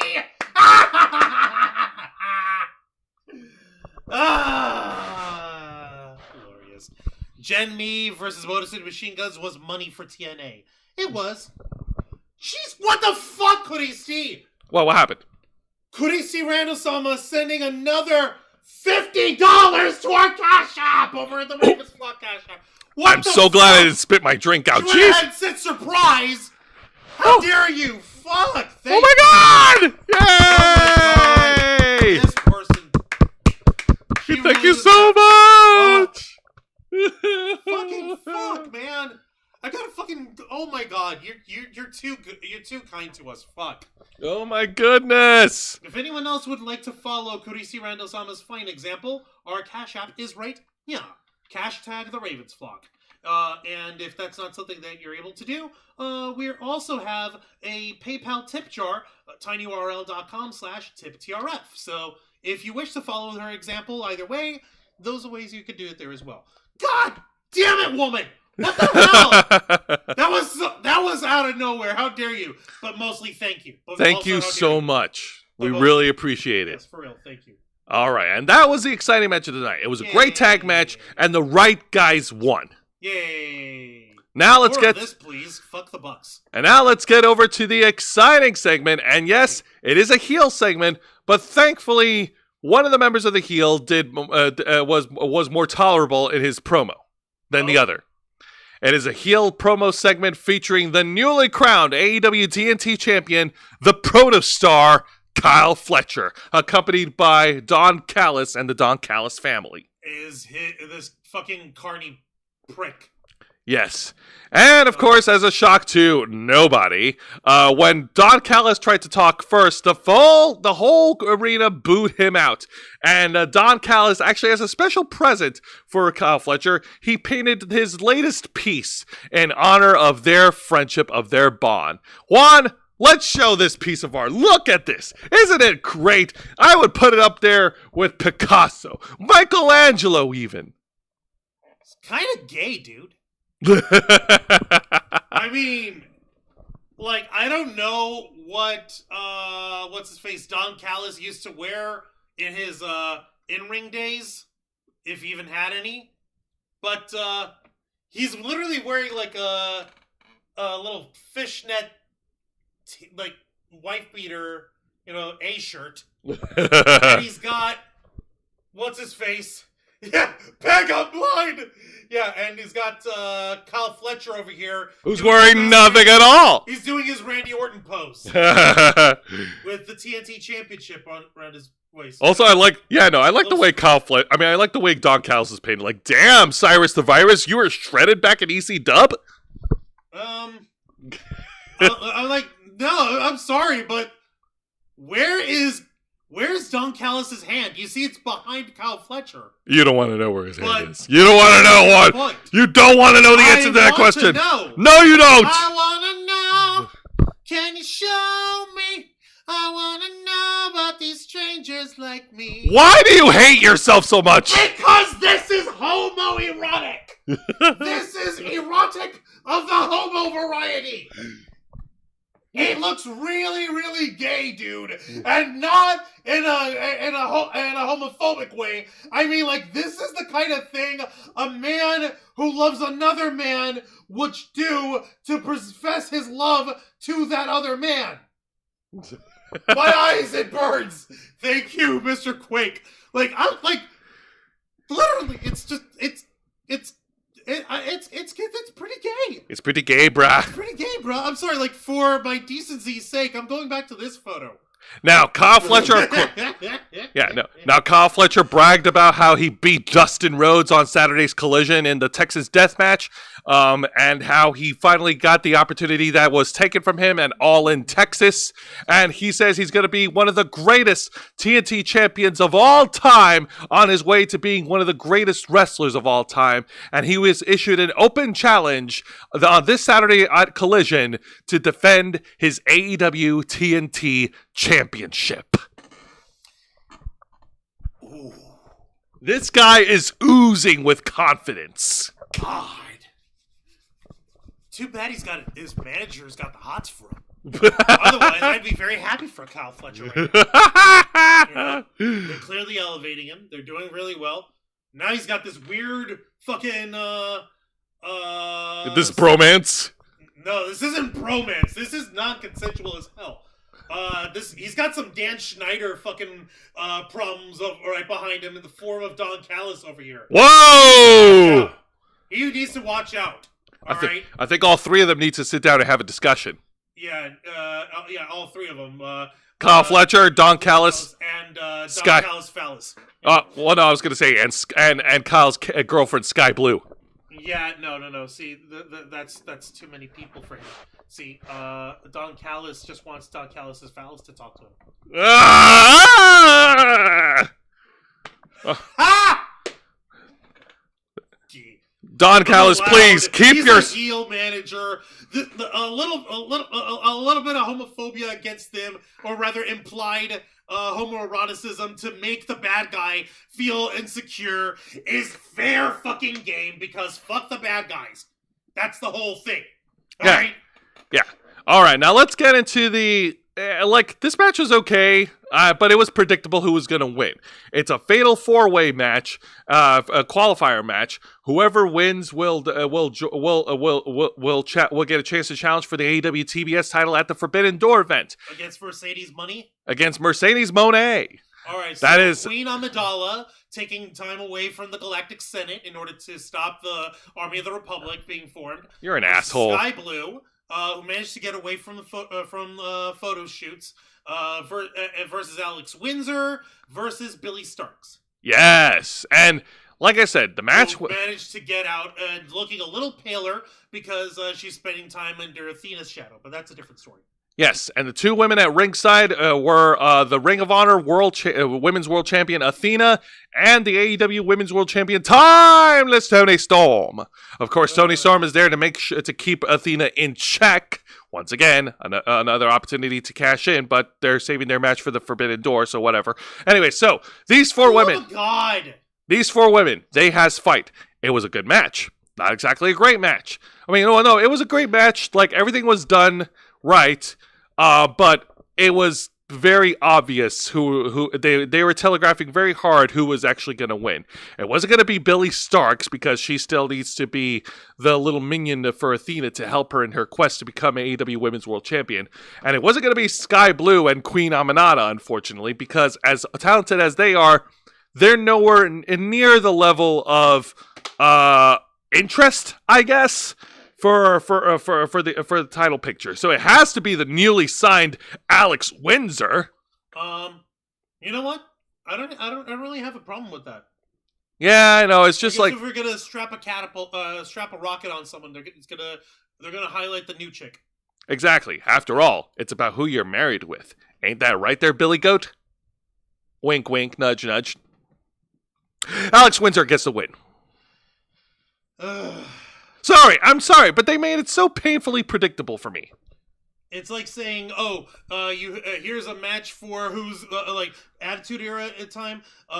Here's a match, Fatal 4-Way, #1 contender for the Intercontinental Championship. It's gonna be, let's see, Pete Gas versus Joey Abs versus Rodney versus I don't fucking know. Chris Jericho. Gee, I wonder who's going to win. Who recently signed with AEW with a lot of buzz and a lot of interest, and who is best friends with Toni Storm. Yeah. And then after the match, Toni Storm, Toni Storm and what's-her-face and Alex Windsor were laid out by a beatdown assault from Billy Starks, Athena, and the champion of almost everything, Mercedes Moné. Fucking seriously? Oh, yeah. And speaking of our champion of almost everything, let's pivot over to the bad segment of the night. And this one is so short and pointless. Oh, boy. Yep. We hear from 8 Belts Mercedes Moné because she needs to fill the void of losing to Toni Storm at All In Texas. By getting 2 more belts on her. Indeed. So, they showed an earlier clip where Renee Paquette tried to interview Mercedes Moné outside. Mercedes shows up in her limo with all her belts, and then Renee Paquette, she first stated like, "Hey, congratulations on winning your championships, but I actually want to talk about All In because you haven't been seen since All In, and since you lost to Toni Storm, and you didn't capture the AEW Women's World Title, but Please talk to us about it, because that was still a brilliant match, an incredible match. And what was going in your mind? The only thing that Mercedes said was, "Stop being a mark," and walked away. Wait. Seriously? She pretty much called Renee Paquette a mark. And then just walked off. And walked off. Nice. Short, but pointless. Thanks, Mercedes. Thanks. Seriously, what is it with AEW being cheeky with their insider terms? Like, come on.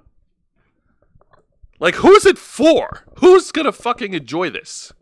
Apparently some fucking buddies do. Yeah, typical Monet. Yeah, no. Typical Mercedes money. If you sent it, and we did see the hearts here, Cody Steve. Thank you for those. I forgot to mention them earlier. Thank you! Alex Windsor looks like Lita. For that alone, Alex Windsor can win every match. She's got the looks. And she's got the skills. Na. Listen, she's got the looks, and listen. Alex Windsor has the look and the skills. Sky Blue, Queen Aminata, and Billy Starks also have the looks and the skills. The only difference is Alex Windsor is getting a little bit of a nudge all the way up. Fucking hell. And as for Mercedes Moné, I think we've already voiced our grievances against her enough. She, unlike the other four horsewomen of Bayley and Charlotte Flair and Becky Lynch, who have evolved with their characters, Mercedes Moné is still peddling the same gimmick. This is the same boss gimmick, except she just changed the terminology a little bit for the independent scene. And she's using her connection with these Tony Khan, and the fact that she has her own personal writer writing only her stuff. Yeah, of course she's working in order to fill the void in her heart by making her a champ of every fucking promotion that they could ever put her in front of. But wait, guys, she's Snoop Dogg's cousin. Did I mention she's Snoop Dogg's cousin? She's Snoop Dogg's cousin, and she's a singer and an actor. Because she could totally take Tamora Morrison with her bare hands. It's not the fact that she did her own stunt in that one swinging DDT move that he still came and rolled up out of. No, for real. I know what you're talking about. Anyways, all right, let's go ahead and move on to the main event. Please get me away from Mercedes money. They couldn't even get a good photo of Mercedes. That photo looks like it was like taken out of a flash photography fucking thing with fucking with an old 35mm disposable film camera. Yeah, that's true. Now let's go ahead and talk about the main event. And this is a grudge match. MJF versus Mark Briscoe. They're finally going to square off after weeks of MJF getting under Mark Briscoe's skin, invoking the name of his deceased brother Jay Briscoe more than once. And Mark Briscoe is now tapping into his darker side, and he will now fight MJF in the main event. Come on. Well, he's a main event now. Yeah, I know, right? So Mark Briscoe had the early offense during this match until MJF was able to cut him off in the middle of it, and then when we got back from commercial break, MJF continued the pressure and locks in an abdominal stretch submission hold, using the ring rope as a little bit of leverage. The referee, of course, caught him using that kind of chicanery to put a stop to it, and Mark Briscoe was able to reverse it and hit his own comeback. Now, he tried to go to the top. There was a table that was set up at ringside early on during the match. Mark Briscoe tried to go to the top rope and tried to go for the froggy bow, but MJF rolled out of the ring. Mark Briscoe tried to hit the froggy bow to the outside, but MJF rolled out of the way back into the ring. Fucking mother, this sneaky little boy. This sneaky little, yeah, I know. This sneaky little boy indeed. It's fucking crazy. Briscoe County Jr. Yeah. Wait, well, was that another name of this? That was the theme of this match. Like MJF, of course, is punishing Mark Briscoe, and Mark Briscoe's trying to hit the froggy bow, but MJF keeps getting out of the way, and then After they fight a couple more times out ringside, MJF is set up on the table, and Mark Briscoe goes to the top turnbuckle. He jumps and hits the froggy boat, but MJF gets out of the way, and Mark Briscoe eats wood. Ow. Ow. So, really? Yes. He eats wood, and it hurts even more because it wasn't sponsored by Slim Jim. Ooh, yeah, dig it. All right, so getting back into the match. So MJF used this opportunity, then drag Mark Briscoe back into the ring, hits the Heat Seeker, and this is where the referee fucked up. MJF hits the Heat Seeker, which is a Canadian destroyer from your opponent who's hanging by the ring ropes, right? And then he goes for the cover. After the referee counts 2, Mark Briscoe gets his leg up on the ropes, but the referee didn't see it and counted to 3. And the referee fucked up and awarded MJF the victory. Son of a bitch! And apparently the referee's decision was not going to be disputed. Your winner by referee bullshit, MJF. What the fuck kind of match is that? What the fucking kind of match is that?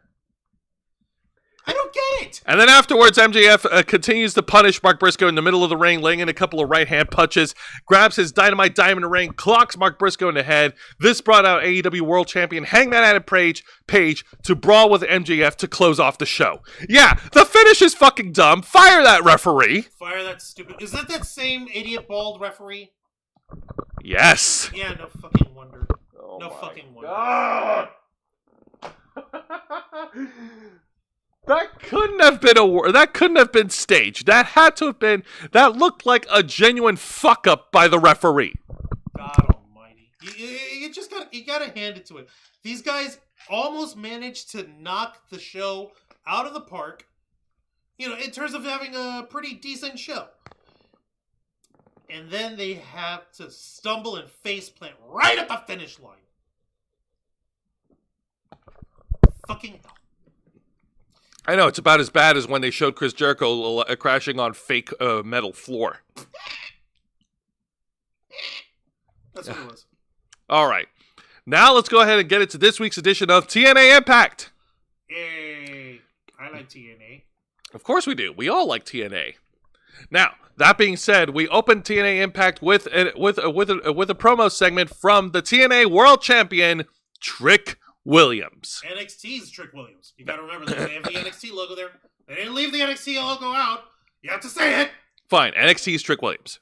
So Trick Williams gets on the mic and he talks some mad shit against Moose. Apparently Trick is going to defend the TNA World Title against Moose at Emergence next week over in Baltimore, Maryland. And man, his promo is pretty much like 70% of his promo was nothing but a bunch of bobbly head jokes. Seriously? Yeah, seriously. I was sitting there, and K-Storm even pointed it out, and because we were watching TNA Impact, and she was listening in, and even she mentioned that, like, there was a lot of bobbly-headed jokes from Trick Williams against Moose. Really? Bobblehead, that's the best you got? Yeah, like how I'm going to knock that big bobblehead off of Moose and all that. Like, it's Not 70... even going to mention the system. Not even going to mention how they don't make fucking sense trying to be good guys. Nope. None of that? Nope. Because his attention is against the number one contender, and it just happened to be Moose. And speaking of Moose, he marched down to the ring to a new entrance music, which it doesn't click with me. I liked his other one, but this new one just feels weird to me. But anyways, so Moose gets down to the ring, and, well, these two has fight.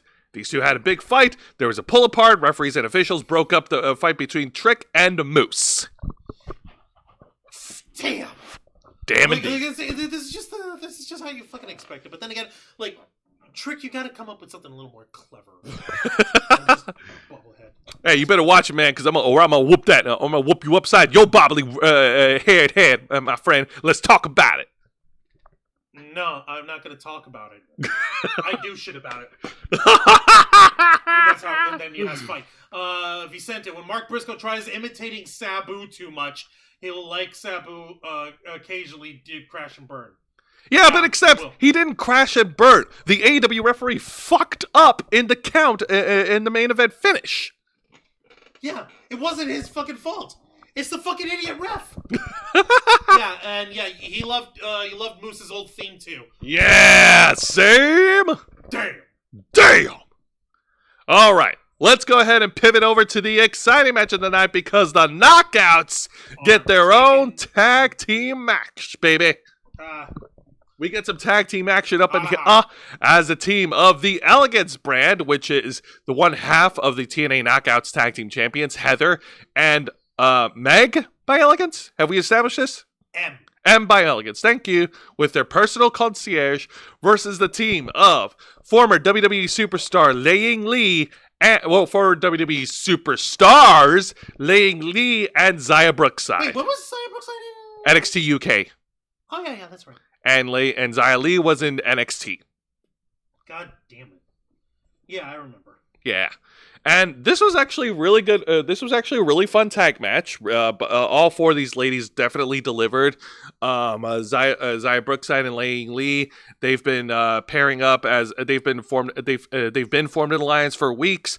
But much like Bro Dito, Xia Brookside and Laying Lee don't have the same level of tag team chemistry as the Elegance brand does. Even with Ash not being present, they also have the advantage of having the personal concierge at ringside, Mr. Iceman himself.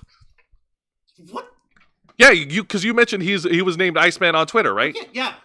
Is it easier if we just call him Iceman? Nope, sorry. We gotta call him the personal concierge. Fine. Anyway, so speaking of the personal concierge, he provided a distraction when the referee's back was turned to give a little bit of extra leverage for the Elegance brand, but that wasn't enough. Xia Brookside took out M at ringside, and Xia Li went to work on Heather, hitting a devastating tornado kick, and then finishing it off with a spinning, I don't know what to call that move. She does like an airplane spin, but she has her opponent hoisted up in a different position and then drops her right behind her, and her opponent lands face first onto the mat. So not a fall away slam, but more like a fall away toss? Like a fall away toss, like an airplane fall away toss. It's crazy. Oh, okay, yeah, that is pretty fucking crazy. I love that move. And she used that move to pin and win. Your winners, Team Xia. Xia Li and Xia Brookside. I mean Laying Lee and Xia Brookside. But seriously, Team Xia. Yeah, cool. Yeah, no, Trick's best lines, we're calling a bald guy out for being bald. I'm sure Moose was so insulted. Listen, Trick, if you want to pick on someone who's bald, just go to a Twitter battle with Ricochet. Yeah, no, because Twitter Ricky will actually give you a run for your money. Trick Willie versus Twitter Ricky. You just reminded me of something over here. What's up? You sent it, and listen, on my campaign's Twitter page, I'm finally getting trolls and hate comments. Guess what? The only thing they're able to say about me is you're bald. No, that I'm a little fat. That's it. They can't argue with me on my policies. So yeah, no. Dude, I have seen fat. I have experienced fat. You, my friend, are nowhere near fat. I'm big. I'm not fat. I've got a belly, but I'm not like fucking rotund and porcine in my disposition. You have the body physique of a grizzly bear, not the body physique of the Bastion Booger. Ew. I'm so happy you remember that. Ice Williams in Evolved WWE. Yeah, Iceman. How original. Seen so many crime shows with a character called the Iceman. I know. Fucking seriously. And now, there, Matthew Coburn. It's like it doesn't really make sense. I guess that's why he fucking changed his name. That's true. And now let's get to the exciting segment as we're joined by the TNA Director of Authority, Santino Marella. Santino Marella gets on the mic and announces for a couple of matches for Emergence. He announced that there will be a 4-way Knockouts Tag Team match for the Knockouts Tag Team Championship as a team of the former WWE Women's Tag Team Champions, The Inspiration, will go up against the Elegance brand. We'll also go up against Fatal Influence, Fallon Henley and Jasmine Nix.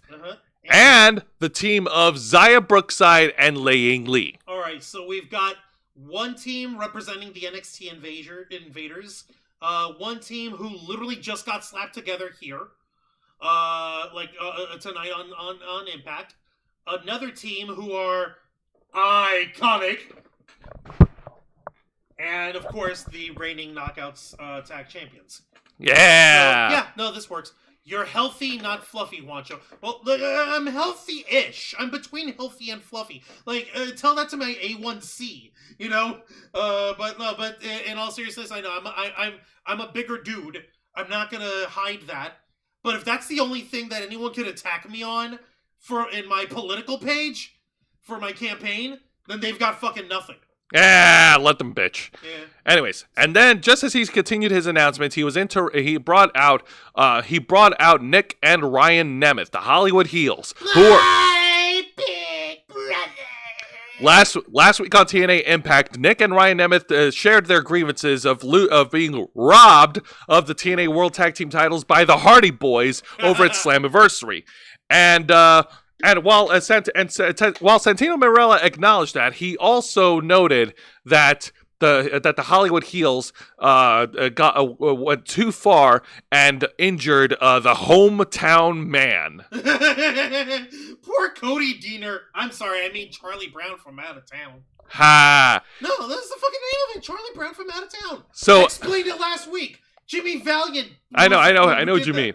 So, as a result, Santino has announced that Ryan Nemeth is suspended from TNA. However, Yes, son of a gun. Nick Nemeth, the former Dolph Ziggler, will face the hometown man at Emergence next week. Hometown hero? That's not what it's called? Just I think it's called the hometown hero or hometown man. Yeah, but he will hometown hero. But he will face the hometown hero next week at Emergence. I'm sure that's the people's choice after all. Thank you for that. Cody Deaner. I know, right? Okay, I get it. We're doing a thing with Cody Deaner in terms of the him being a masked mystery guy bit. I understand, but also at the same time, really, the fact that they had to fucking dogpile on the guy so long, that is really messed up as far as I'm concerned. He went from a guy who killed Eric Young, only for Eric Young to come back. Eric Young took over his faction, and then he switched to being a good guy. I know. This is such a weird turnaround for him. Bitch, you're healthy. Shut the fuck up, LOL, Wancho. I know, I'm fine. I'm just I'm not saying that I'm not. I'm just I know I'm not the healthiest person on planet Earth, but I'm not as fat as these people are trying to say I am. And even if I was, that shit doesn't hurt me. Exactly. They can try, but that's not even fucking them. Yeah, nothing wrong with being a little heavy. Hey, that weight can be lost on and off. Yeah, I yo-yo between 240 and 260. And the good news is I'm still dropping when it comes to 240, so I'm getting lower in my weight. There you go. Also, another announcement that Santino made is that at Emergence, Steve Maclin will be defending the TNA International Championship against Jake Something in a no disqualification match. They squared off earlier the evening in a championship match, but that match was thrown off by a disqualification. Okay. Yeah. Was it an actual disqualification again? Actually, no. These two men it was a double count out. Right. No disqualification and no count out in this stipulation for Emergence. Okay, that makes sense. Yeah. Let me see. Yeah, it's called Babyweight. You're right there, Cody. See, yeah, it is. Sticks and bones. One. Yeah, exactly, Mr. Quake. Yeah, you're. I've been husking myself a nice struggle. Yeah, no, it's a matter of it's a process, and it's not something I'm gonna knock anybody else on. Unless they're a total asshole, in which case I'll do it all the time. That's not what's important. What's important is we're getting a rematch for the International Championship. We have this fatal 4-way for the women for the Knockouts Tag Team Championship. And the former Dolph Ziggler will be facing the hometown hero. Cody Deaner. Oh, this guy. Also, he made it official. At Emergence next week, Sami Callihan will wrestle his likely final match against Mike Santana. Final match, we need to actually find out whether or not if this is an actual final match he's retiring away forever, or is this a hey, I'm leaving TNA? Probably the latter. I'm not sure what's going to happen. And speaking of retirement, I just came across a little bit of news that former AEW wrestler Jake Hager has retired from pro wrestling altogether and has opened a trucker company. Yeah, that's because he the people. Good for him. Good for him. Get how you live. Yeah, true. If he's happier being a trucker, then that's fine. I mean, I would have just returned to MMA and get some more wins under his belt. But if he wants to stay away from combat sports altogether, then that's fine too. That's fine. All right, now let's get over to the Get better insurance as a trucker. To the match of the night, and this match was a lot shorter than last week's match, and this is another match for the TNA Knockouts World Championship as the champ JC Jane defends the TNA Knockouts World title against the other half of the Knockouts Tag Champions, Ash by Elegance. And let me guess, another DQ. Yes, there was another run-in by freaking Masha Slamovich, who laid out Ash by Elegance, and then JC Jane calls in her attack dogs. I mean, the Fatal Influence, to join in on the fray and start beating down all the TNA women. And then the Elegance brand showed up to even the odds against the Fatal Influence. And then they brought out Xia Brookside and Lei Ying Lee. And then the Inspiration showed up, and it was just a huge ass, shall I say, Pier 6 brawl. Pier 6 brawl! Pier 6 brawl! Pier 6 brawl! Pier 6 brawl! Pier 6 brawl! Woo! Yeah. That was cool. The match itself, not so much. But obviously, this was done before Santino's announcement, so this was what prompted Santino to make a four-way Knockouts World Tag Team Championship match. It's still like, okay, I guess it wasn't the match that was important. It was, hey, let's show all the women off. Exactly. And I like it that 98% of all the women who are brawling in the ring are either currently employed by WWE or WWE alumni. Neat. Yeah. Fucking whatever. All right. Okay, now, but now let's get. Masha isn't in there. No. But, okay. But now let's get to the bad segment of the night, and this is another segment of the First Class Penthouse, hosted by Casey Navarro and AJ Francis.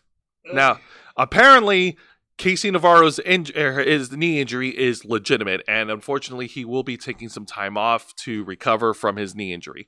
So they did address this during the penthouse segment, and then what's his face, and then AJ Francis acknowledges it, but he also makes this line about football, saying like, "Hey, gotta bench. We gotta keep the game going. We gotta bench a player and then bring back a player or something like that." So since Casey Navarro is stepping down, someone else needs to step up, and it is none other than the former TNA World Champion, Rich Swann, who made his return to Impact. That's right, the same Rich Swann that got suspended last year because he because he decided not to go to rehab, and I think he violated some sort of like judicial. Let me see if I can pull it up. Yeah, please do. Because TNA be TNA. But he's got fucking there's still standards. What the fuck, man? Yeah, there's still stands. All right, here we go. So, on August 21st, 2024, Swann was reported to be entering rehab following his second arrest for disorderly intoxication since 2022. This latest arrest is part of ongoing legal and personal challenges he had faced in recent years. Come on, man. What the fuck? I guess TNA decided, okay, he's been gone for a year, and I don't know if he's clean or not, but dude, please don't get fucking in trouble again. Come on, like seriously, man. TNA needs to quit it with their live and let live policy. Yeah, no, I think that's probably why they let him come back in. Yeah, so Rich Swann is now back, and the original team of First Class is back in full force, and Casey Navarro was just a placeholder, so unfortunately, he's out. Casey Navarro was not happy about it. He got on the mic and cut a scathing promo of how he's always taking the loss for AJ Francis, how he's always has to be the one to take the L for their team, and then AJ Francis fires back and says that he's always been the one that has to carry Casey Navarro everywhere, and he's tired of doing it. And yeah, exactly. And then the whole segment ends with AJ Francis swiping the crutches from Casey Navarro, knocking him down. Motherfuckers. I know, what an ass. I know, what an asshole. I like the segment. I don't know. I'm a little tight. I'm two minds about Rich Swann. I'm a little. I don't want to say that I'm gonna. Well, yes, actually, no. I am gonna fucking scrutinize the shit out of it because he was fucking arrested. Oh, them's the breaks, dude. I know. Them's the breaks. All right. Well, anyways, hopefully TNA will learn. I'm sorry, I'm not feeling bad for Casey Navarro at all. Well, hopefully TNA will learn from their mistakes when they handled in the way they handled Jeff Hardy back in the 2010s and the late 2000s. So let's go ahead and move on over to the main event. And this main event was built last week after a promo encounter between two men who are iconic, two men who are on the rise of TNA, and two men who have never faced off until tonight. For the first time ever, it is the leader of the Order 4, the former TNA X Division champion Mustafa Ali, going one-on-one against the former TNA World Champion, the prestigious one. Say his name and he appears. I believe in Joe Hendry.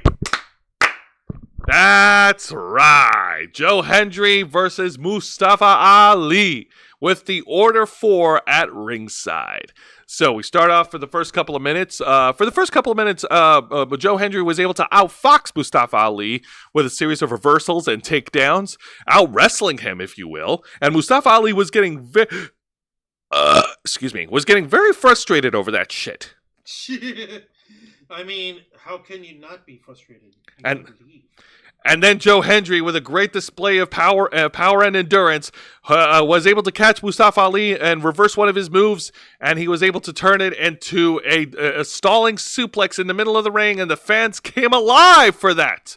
The fans definitely loved what TNA was selling, and the Order 4, of course, provided some distraction at ringside, which gave the advantage back to Mustafa Ali. Mustafa Ali continued to apply the pressure on Joe Hendry.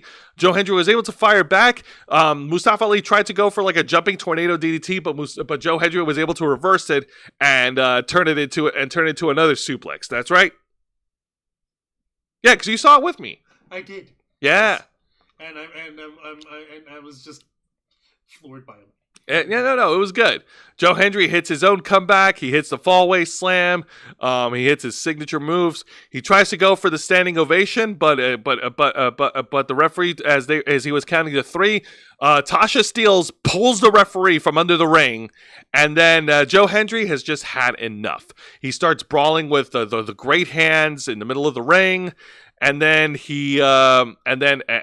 eventually the numbers game got to him because the great hands started pummeling him, and so did this giant bodyguard called Agent Zero. What the fuck is Agent Zero? I don't fucking know who Agent Zero is. Unfortunately, this helped Mustafa Ali's case. What are you doing? I wanted to believe more. Well, unfortunately, it's not enough. The numbers game got to Joe Hendry. Mustafa Ali rolled him back into the ring and hit the 450 splash to pin and win. Your winner, what? Mustafa Ali. No, I believe in Joe Hendry. No. What? Mustafa Ali? That's the motherfucker.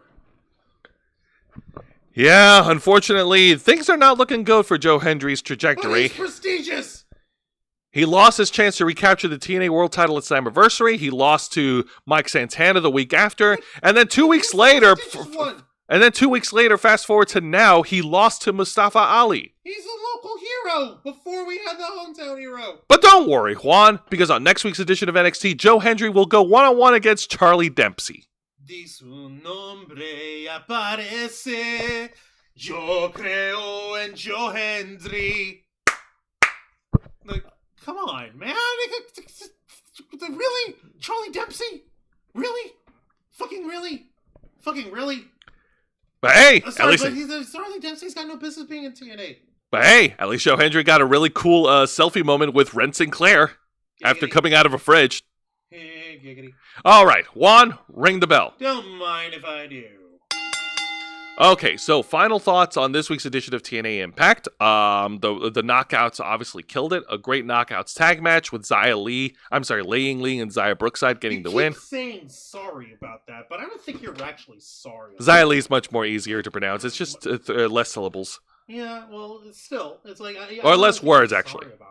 Fine, whatever. The other match, the opening promo segment, like, damn, 90% of Trix's lines are freaking bobblehead jokes against Trek, Moose. You might be on cross-promotional, like national TV, but you're gonna need to brush up over in promo class, buddy. You know where the Performance Center is, right? Oh! But I think I just dissed the TNA champion. What? The real attraction, of course, was the main event. Joe Hendry versus Mustafa Ali. And, man, this is a slump that Joe Hendry has found himself in now. Like, for weeks he's just been taking L's in TNA. And I hope that things turn... He's been holding L's. He's been taking L's. He's been L'd up. He's he's taking so many L's right now that there's a self-absorbed Japanese teenage boy trying to obsess himself over him. Nah, it's just El Bardo. He's carrying a notebook around him. No, it's just El Bardo. Yeah, and apples for some reason. Anyways, now, this week's edition... That's a Death Note joke, people! Get culturally enriched, you sons of bitches! Learn some anime! Now, this week's edition of AEW Dynamite was solid. Moxley had a great match with Mike Bailey. You say solid? Well, no, let me explain. Moxley had a good match against Mike Bailey. That was pretty awesome. And I like that they're furthering the feud between Jon Moxley versus Darby Allin, keeping him away from the world title picture, which is smart. We need to cool off Moxley just a little bit, just a little. Yeah, no, the tag match was also fun. I love seeing Bandito and Brody King getting the win. The Young Bucks continue to eat shit since All In. Let's see here. I'm really getting fucking tired of Mercedes Moné and her lack of character development and her lack of character evolution. What the fucking hell? Yeah, I know. Seriously, this woman, I'm sorry, she fucking annoys me. But the shit that they're doing with MJF right now, they're doing pretty damn good. MJF had a great match against against Mark Briscoe, albeit the referee was incompetent. But at least this furthers the rivalry between MJF and Hangman Adam Page that's likely going to culminate over in the Forbidden Door.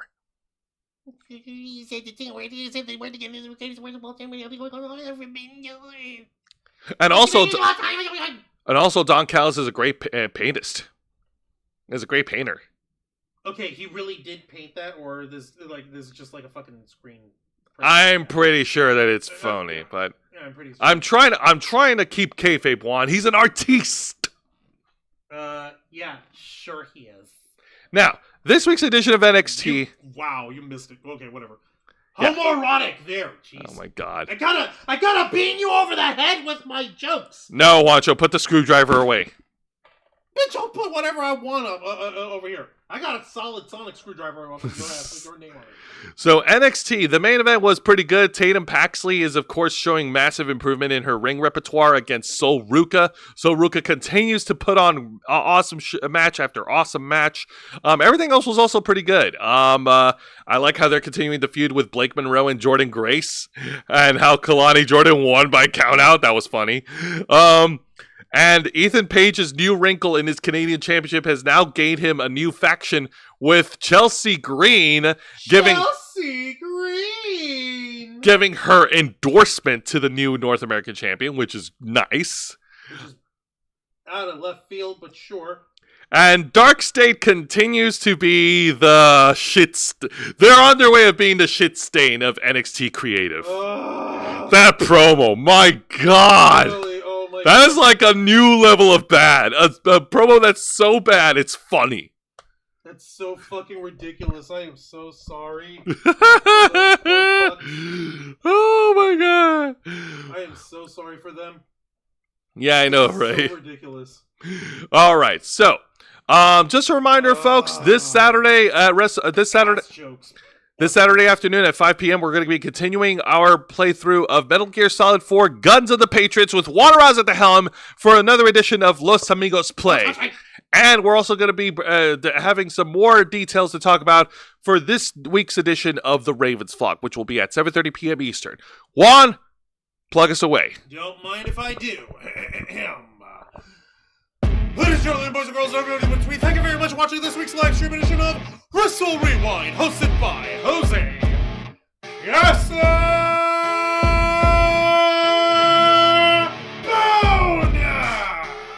as he reviews for you the best of the worst of three of the most exciting professional wrestling programs in North America today: WWE's NXT, AEW Dynamite, and TNA Impact. Step into the ring every Thursday night at 10 p.m. Eastern Time, simulcasting on YouTube Big Pay. Hit the subscribe and the follow button, ring the notification bell, stay up to date on all of our content. Become an interflocker by hitting the join button. And until next time, continue to follow us on Facebook.com/RavensFlock, Twitter.com/RavensFlock13, Instagram.com/TheRavensFlockOnline, Kick.com/TheRavensFlock, and of course, remember to hit the subscribe button and ring that tiny little notification bell right here on our flagship platform, YouTube.com/TheRavensFlock, humble home of the Black Files, Los Amigos Play, Wrestle Rewind, and the Ravens Flock. All right, folks, thank you very much for tuning in to another exciting edition of Wrestle Rewind. For Mr. Juan Arouse, I'm Jose Casabona, and you can't get rid of us because we're so far up your ass, and we're gonna stay there until